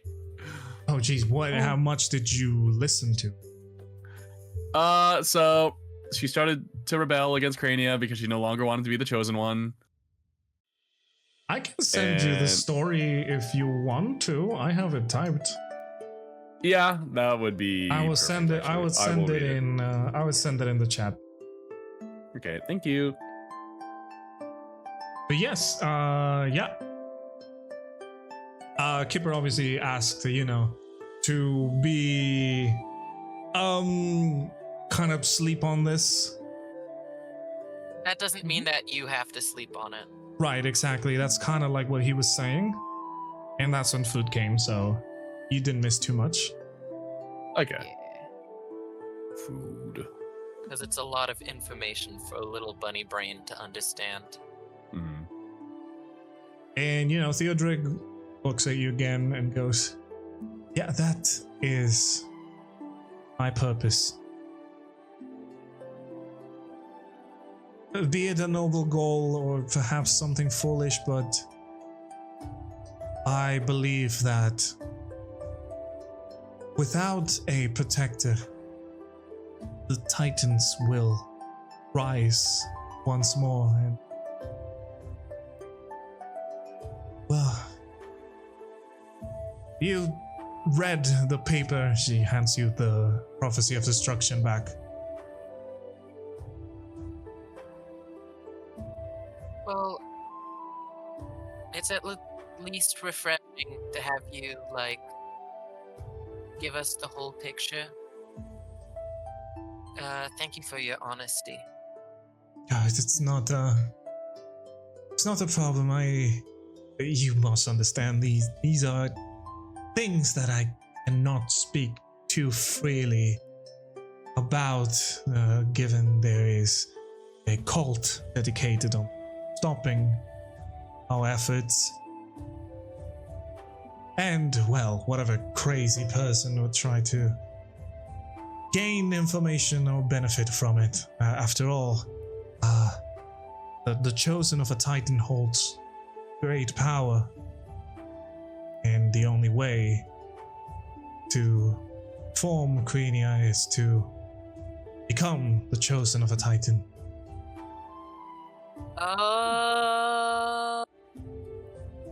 Kipper's turning to Rexmoa. The gears are clicking in his brain.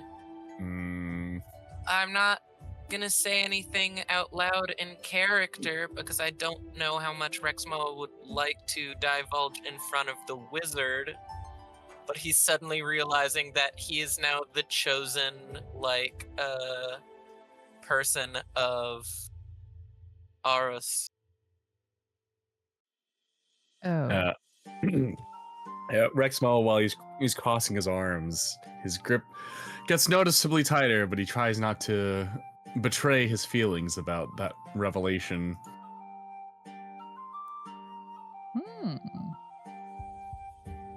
Just pretending that Taurin didn't mention anything about a giant bird. I just said a giant bird. It could have been a zoo. Could have been a vulture. There are a lot of giant bird monsters, probably. Bird monsters are not uncommon. I didn't say specifically what it was. Correct. I am a merchant. I am sly.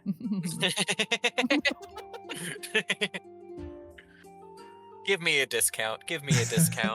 So, Theodric would go, I understand this is too much to ask, but whatever can get us closer to that goal would greatly appreciated.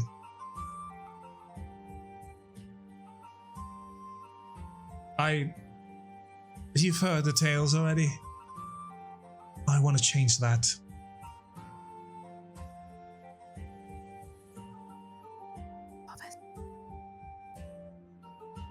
I don't want the efforts of many, many years to be in vain, especially not with this looming danger. Yes, danger. Actually,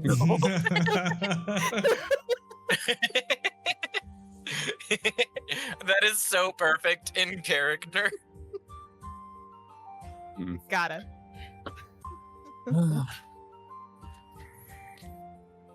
Yes, I can see how the end of the world would be a concern for people from all walks of life.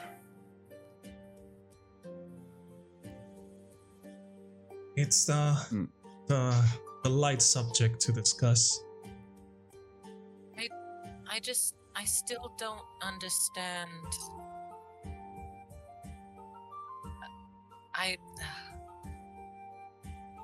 Speak I up. can understand Cadsius wanting to destroy the world, but like, I don't know. Vithius doesn't really seem like that type. Ixis obviously doesn't seem like that type. Well, Like, they're said to have personalities, aren't they? Wouldn't they feel guilt? in a As way, a god. yes, but they were designed to do something. Only one thing. To achieve perfection. And would you think that wars, people living and dying in very awful conditions, murders, massacres, do you think that would look good to a god? But isn't that also what they're doing?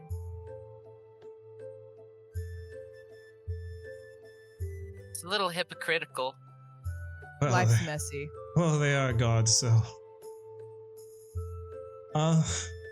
Unfortunately, you cannot bend the will of a god. But what about who created the god?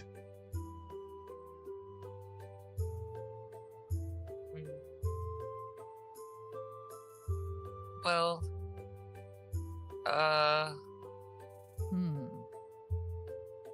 yeah, that's still a lot of information.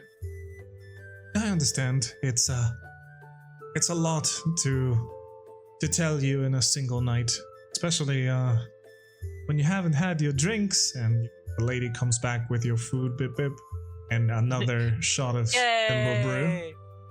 There you go. Which, if you want to know, Rexmoa, the thing you missed was I ordered a lavender tea with cream and ackee and fried breadfruit. Oh wow, I turned British for that last one. Yes. I don't mean to derail, but has anyone looked at the thumbnail for the music that Greeny's playing right now? Wait, what? It's a Taurin special. Ooh. Oh wow. Thanks, Oh. Greenie. It's a Taurin special. Thank you. Oh, for Taurin. They got a flute, you got a flute. Hey, hey. Oh. Technically, he has So- 2 flutes. Oh damn! Come on. I see you. Okay. Put on your little heart emote. Thank you. Rexmoa asks to Theo, well, how exactly does one gain the favor of a god? Well, that's the problem. You devote yourself to the god, and there's no guarantee that you'll get it. Sometimes they choose you.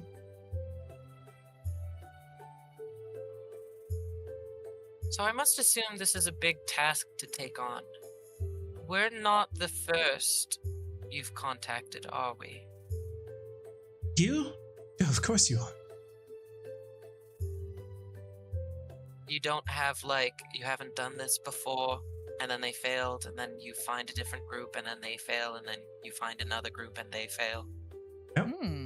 I have not. As I said before, can feel things. I do not know how to explain it. But I sense that you are the ones that are capable of doing it.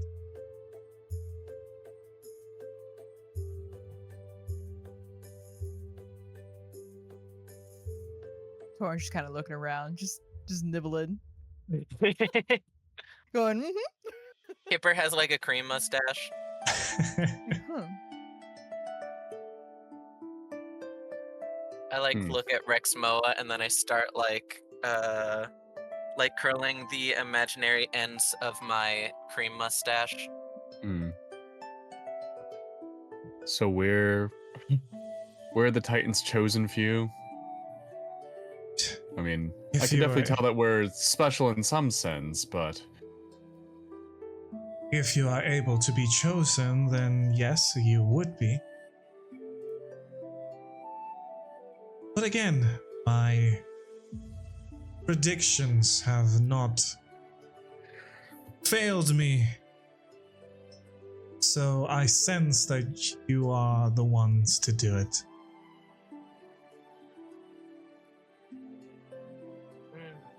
You said created.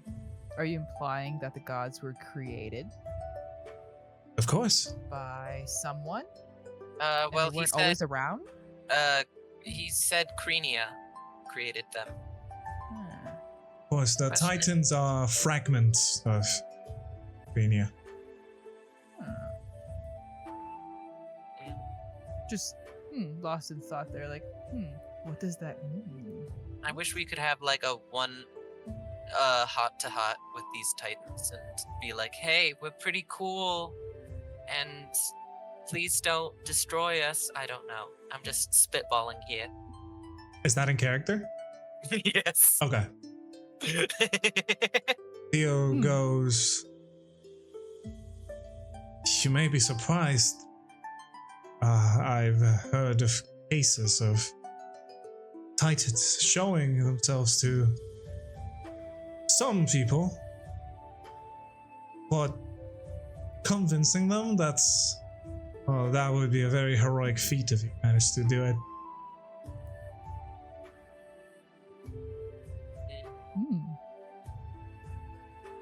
Riz up a Titan. That love potion be handy. Option? It's not option. Just teasing. It's a bad option. I absolutely know that would go wrong. Awful. Full of bad ideas over here. No worries. Yeah. This is just me as a player, not Taurin, just so you guys Oh, know. same. Yeah, Kipper Okay. did not say that. I didn't say that. Yeah. Yeah. Like, ooh, bad choices? Okay. Uh, Rex, are you gonna get any food? I think I'm fine for now, lad. Thank you for asking, though. You sure you don't want some breadfruit? It's like bread, but it's a fruit. Tasty. Have you It's ever tried fruit. it? Okay, Rexmoa gives in, and he will take a breadfruit. And ZJ doesn't have to describe its flavor, because I will. It's kind of like a very starchy, doughy fruit with a natural, mild sweetness, but it's fried in butter, so it's like, yeah. Good. Very nice. I'm very passionate about my breadfruit. Oh yeah. Green says. So wait, is this a fruit or is this bread with fruit in it? Oh It's a no, it's an fruit. actual fruit. It's Oh, an it's okay, actual it's a fruit? Oh, okay. So in real life, it's like very popular in the Caribbean and Central America. What does it look like? It looks like if you've ever seen jackfruit, but it's more like a soccer ball shape and less bumpy. Interesting. It kind of looks like a cherimoya. I want to try one Alright. of those.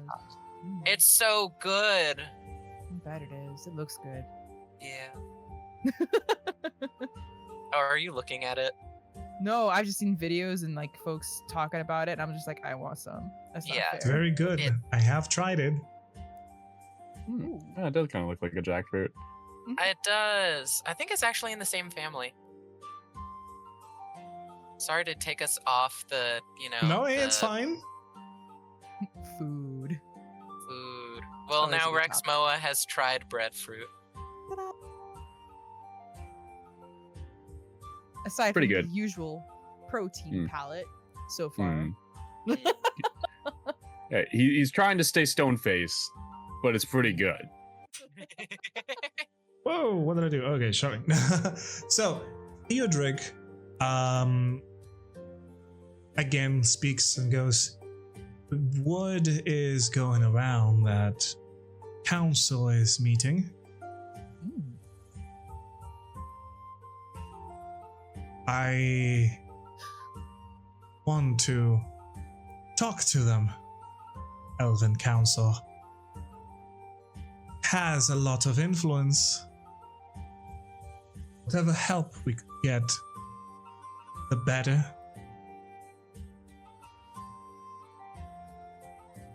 I would definitely agree with that. Kind of end of world scenario. I don't think it's a bad idea to let someone as powerful as the Elven High Council know. Although I have a sneaking suspicion if they're in that high position of power with, as much knowledge as them, they probably have some semblance of understanding to the situation. Mm. Well, one of the members of the council is one of the master scribes of, I'm pretty sure, the world. One of the most ancient elves currently living. So, in terms of knowing, they probably know. A council meeting is not something to take lightly. Last time the council had a proper meeting was at times of war. So it's a serious time when they meet. Oh, okay. Nom nom nom nom nom nom. Would Galarian be there? Are you asking that actually? Yeah, as Taurin. Yeah, Just asking. she- Yeah. Would he actually be there? Theodric goes, of course, he is a member of the council. Arn's like twirling with her very short hair on the very top of her head. My little whiskers. Lord Galarian is, the lord of the capital of Galranthir, so A lord. every lord of their own elven city is required to assist, for they are the ones who make the Elven Council. Oh. What do you mean by we, wizard? The council expects our company, but who are you to invite yourself? Well, if you guys are going, I would like to take a chance at for them to hear my proposal. Whatever it is that you have been summoned for the council, I'm pretty sure is nothing to take lightly either.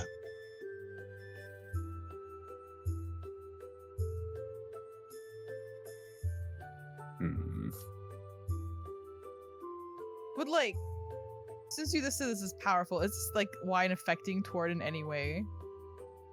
Oh, have you drank it? Have Yeah, you I've been sipping on Alright, it. give me a Constitution saving throw. Okay. I was like, wait a minute. That's pretty lucid still. Oh no! Sometimes wrong. You probably not gonna be. Yes, give me a Constitution save if you have been drinking this wine. Constitution. Yep. Okay. Taurin, you are tipsy. Wine. So it should mean she's got like the flushed cheeks at this point. Uh-huh. There we go. Okay. This makes a lot more sense when you ask. Yeah, is that makes more will sense when you Galarian ask be about there? Galarian. Exactly. I was like, wait a minute. All right. Anyways, proceed. So, if the council is hosting a meeting, with the three major lords, I don't think it's a simple issue to call the Lord of Galgalora and Eleanor. They are, after all, busy in their own ways, and as I said, a council meeting is something incredibly rare.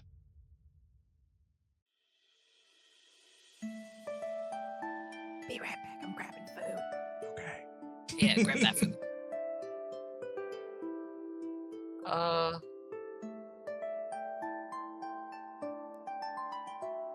Well, it's good to see that they take these matters without a sense of, lightness, I guess. But considering what we've just been through, I really do think it's a good idea that we take a rest. I understand. I will be around town, waiting for the moment of... Sounds good. We also, it might take a little bit of time. We also have to find a party of travelers. They might have come into the crosshairs of a hag, and but we'll still make it for the meeting. He looks a little curious at this and goes, "Oh, well, the adventuring spirit. Oh, I miss it. Well, if your adventures take you to those places, then so be it. Oh, just be careful." Will do. Thank you for the free drink and food and stuff. No, it's not. It's not a problem. I like to imagine Taurin's just like face down on the table with a thumb up. We'll make a roll again as she comes back.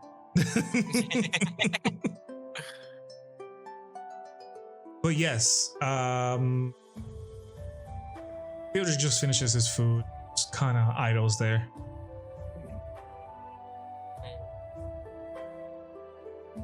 Now,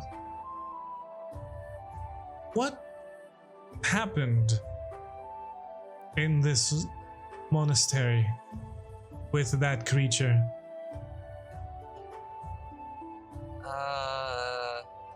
Kipper's gonna like look at Rexmoa, because I feel like Rexmoa will divulge the amount of information he wants to divulge. We took care of it accordingly, of course. And you're still doubting yourselves. I believe that if you could take down a creature of the dark void with many tendrils and teeth that sucks the life out of people, I believe you're more than capable. Then why doubt yourselves?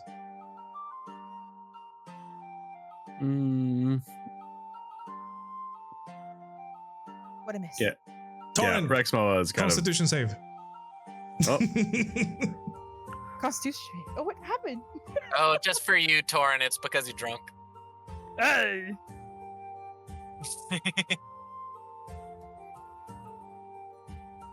Whoa. Well, you've been drinking, so... What'd I do?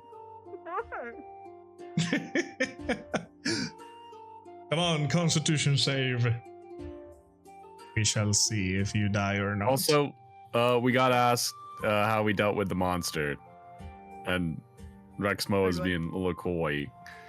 Yeah. Taurin, with that Constitution save, you feel warmth getting through your body, but you are holding on.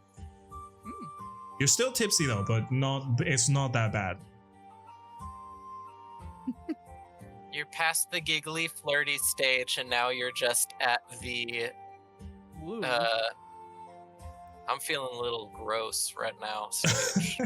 Ooh, I'm getting a little dizzy. Correct. But yes, Theodoric asked you about how you guys defeated the monster, and of course he's kind of encouraging you because he's saying, "Hey, if you could kill that, then why doubt yourselves?"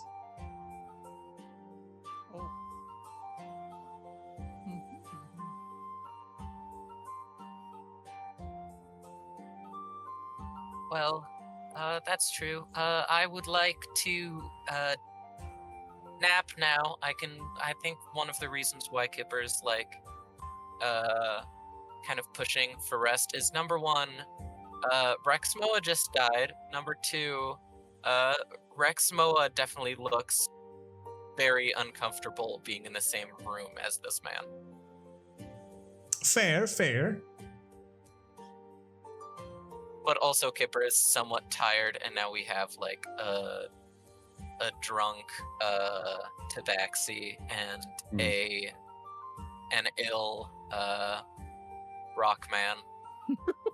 Fair. You're not wrong. Yeah. So as you guys finish your food and everybody is Theo obviously pays for the food, and he reminds you again, I will be around town until the meeting happens, and if you need to rent out the room, I'm pretty sure the rooms here are affordable.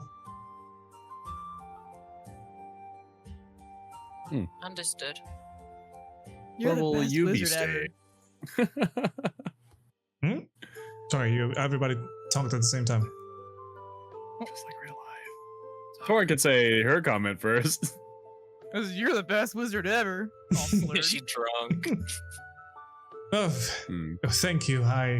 That's a lie, but I appreciate the comment. And Rexmoa asks, so if we do decide to bring you along to our visit to the High Council, how can we find you? Don't worry about that. I'll find you. Of course. As I said, my gifts are particular. He's just put a tracking device on all of our shoes. It was in the wine.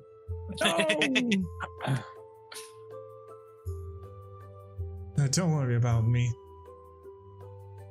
We will meet again. I'm just gonna grab the arms of everybody and then just kind of drag them into, I don't know, a hallway away from conversation. I mean, you can move away from the table. The whole place is bare, you know? Oh, I thought we were already away. I don't know why I stood up from the table. Yeah, I mean, you can get everybody out. Taurin, Yeah. one final freaking Constitution save. Okay. I believe in you. Taurin, you're drunk. Well, it was a great night, everybody. Thanks for I will coming. say, as you have finished your one and only glass, every time you took a sip, at first it felt sweet, kind of sugar cane-y, but as it goes down, it burned. It burned. It was very strong alcohol. At first you were fine, few sips in, probably like halfway, you were like, oh god, this is a little bit too much, you know? But then you were into it and finished the whole glass, and now everything's starting to move. Beautiful. Uh, That was loud. I'm sorry. Rexmoa, I think you should grab Ambrose's arm, and I'll grab Taurin's arm, and we'll help them get to the respective beds, I guess. I suppose so. I'll take care of the payment with the innkeeper.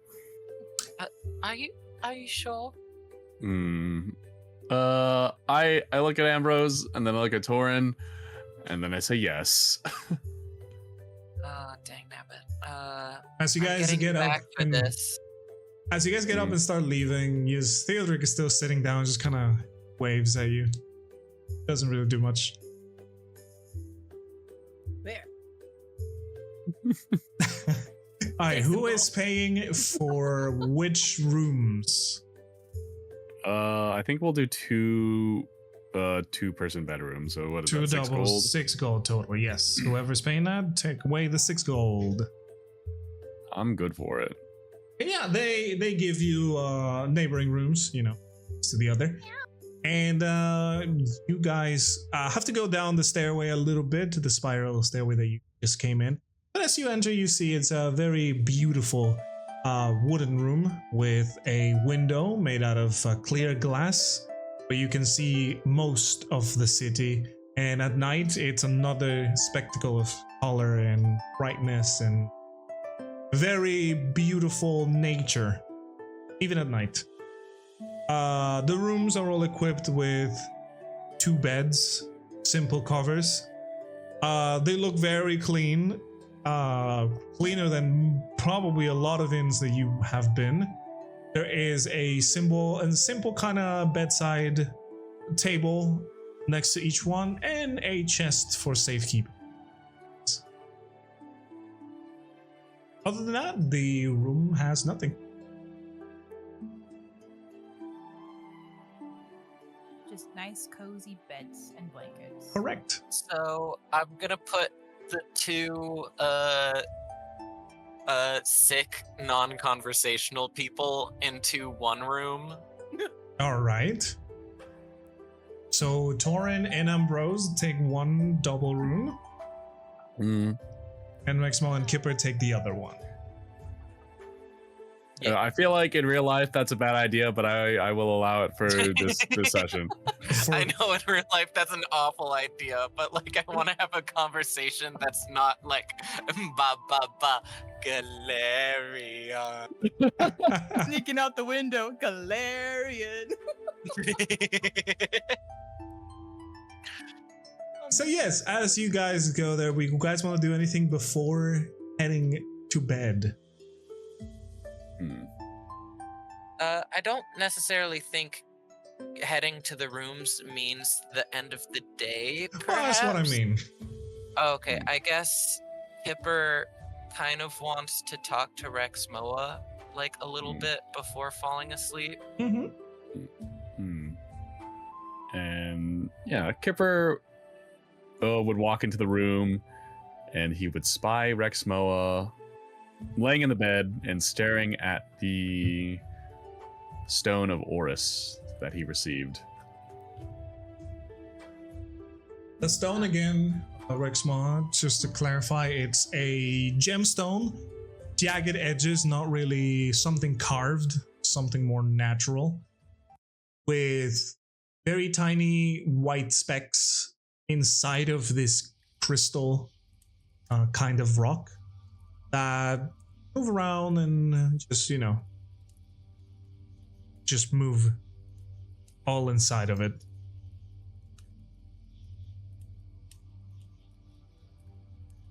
It doesn't feel real, does it? No. None of this feels real. It's like a waking dream. I really thought I lost you back there. I thought it was all over. I can't help but think, though. Why me? Why did Oris choose me of all people? I was always aware of him, but he certainly was never the object of my worship. I know. I'm sorry about that. But I guess him being he's very often attributed to death. So I guess it makes sense you met him that way.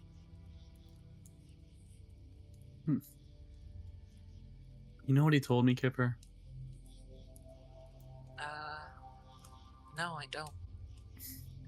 He told me that this wasn't even the first time I died. It would have been the second. died before? It would appear so. You don't remember something like that? No. Well, not before our time in the temple, I suppose. Before all that, it was like... I suppose it might be similar to how Taurin might be feeling in the morning tomorrow. Just a little haze. Nothing really seemed that amiss. I just woke up, and I was far from home, which wasn't exactly a new experience for me. So, you just woke up and you were far away from your family? Kipper, I know you say you're from Misspell, but is Misspell your home? It doesn't really feel like it. No matter how far away I was from Ocean's Marrow, I always could feel the sounds of the waves in my ears, the smell of the salt, the humidity in the air. And I always knew that after whatever expedition I've been on, that I would always go back, and it would almost be the same. The scholars trading information, the fishermen coming to and from the ocean, everyone worshipping at the temple was always just a constant in my life. And I suppose when I awoke in this place, that's what kept guiding me. But all that's gone now. Are you sure it's gone? I'm sure we can probably find a way to get you back. I mean... You know the other thing that I learned, Kipper? I don't know. The words of that wizard, Theodric, they ring true. And I feel like it's better if you don't know why I say this, but the danger, it's real.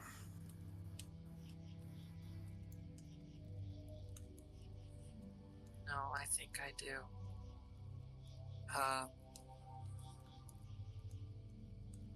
I haven't really been telling people this, but I've been having dreams every night, and I think it's been trying to tell me about this. Tell me about these dreams, lad. Well, they're pretty much the same, but it's usually I'm just standing on kind of like an endless plain, and then a fog rolls in, and 4 bright orbs kind of shine through it, but kind of ominously, and it's more of a sense that I get, but it doesn't bode very well. In these dreams, has anyone tried to talk to you? Have you received any message of any sort?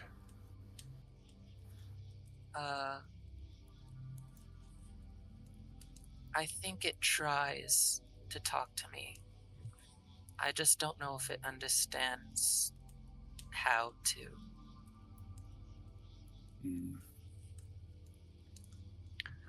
Well, 4 lights on an endless foggy plain. Well, Kipper, I know you're pretty clever. I think we both know what this could possibly be.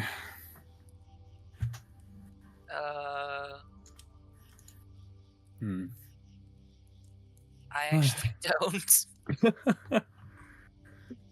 I had some doubt over Theodric's claim that we were the chosen, but I mean, after going through what I've been through, I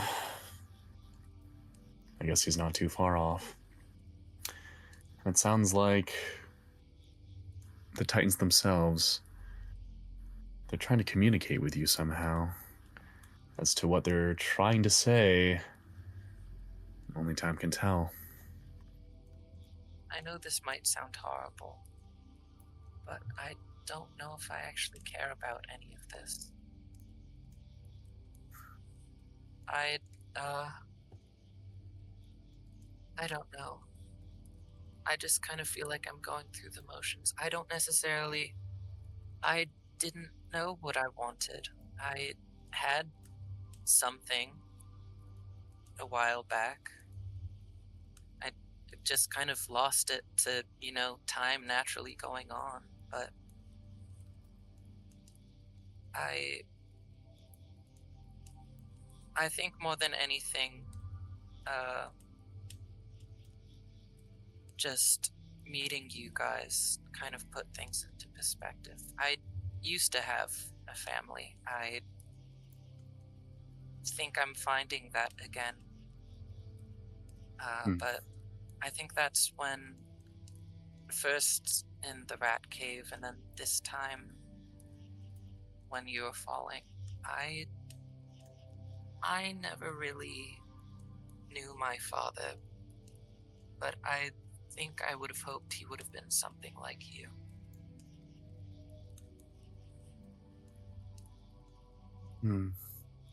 I also wanted to apologize for deceiving you about the stone from earlier when I gave it to Theodric. I wasn't really thinking at all, and I don't know. Stealing just seemed to be what I was good at. But I saw how that hurt you, and I promise I'm not gonna do anything like that again. But I just wanted to apologize. I didn't, just in case something else happens. I can't live with that anymore.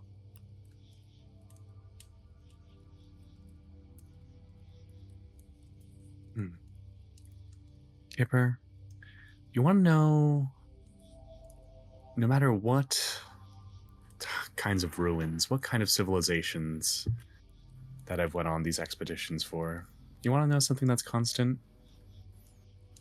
I mean, of course you're gonna tell me.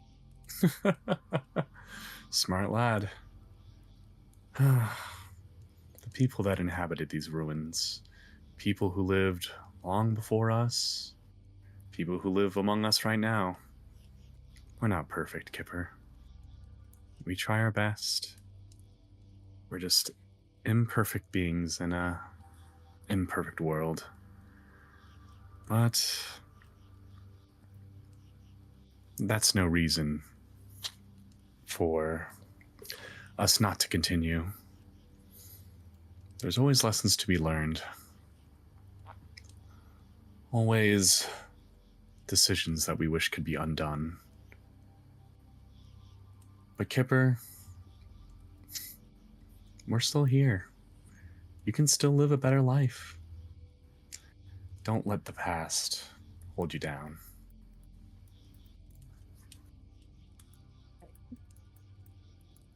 I think I'm slowly learning that.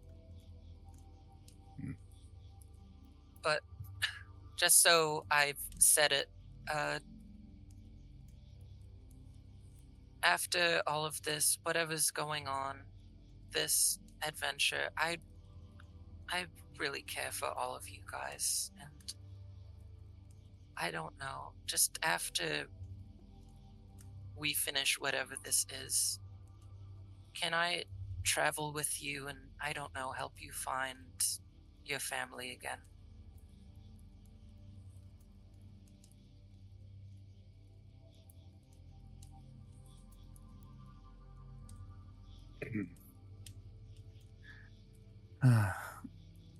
Rexmoa sits up from the bed and he takes the shell bracelet that he's wearing and he slips it off his wrist and he hands it to Kipper and he says, I already know where my family is, Kipper. I know where they're waiting. And I just want you to know I feel like I have a family right here too. And after everything's said and done, if you still wish to travel with an old lizard, I would be honored. You old lug. And with that, Kipper's gonna just kind of hug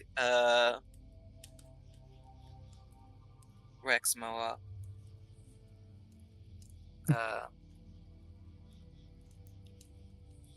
He's definitely feeling emotions.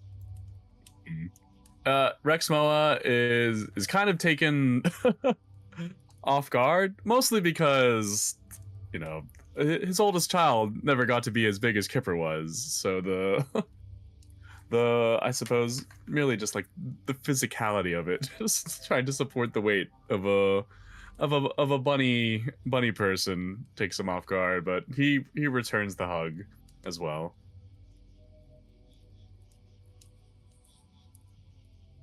Happy I found a family again.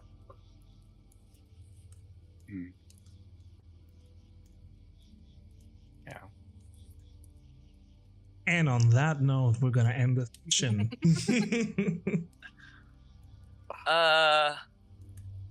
Good. Love it. I'm so sorry, Taurin, that we banished you to like the quiet realm. Get her out of here. Dude, that was Yeah. great. Gotta go to bed. Yeah. Yeah, she's drunk, by the way. I'm sure Taurin has sensitive cat ears. She's just thinking of Galarian, don't worry. All right, so let us say goodbye to the people on the VODs. Bye, Bot Squad. Bye, Bot Squad. Wipe those Yeah. tears. Indeed, that was very emotional.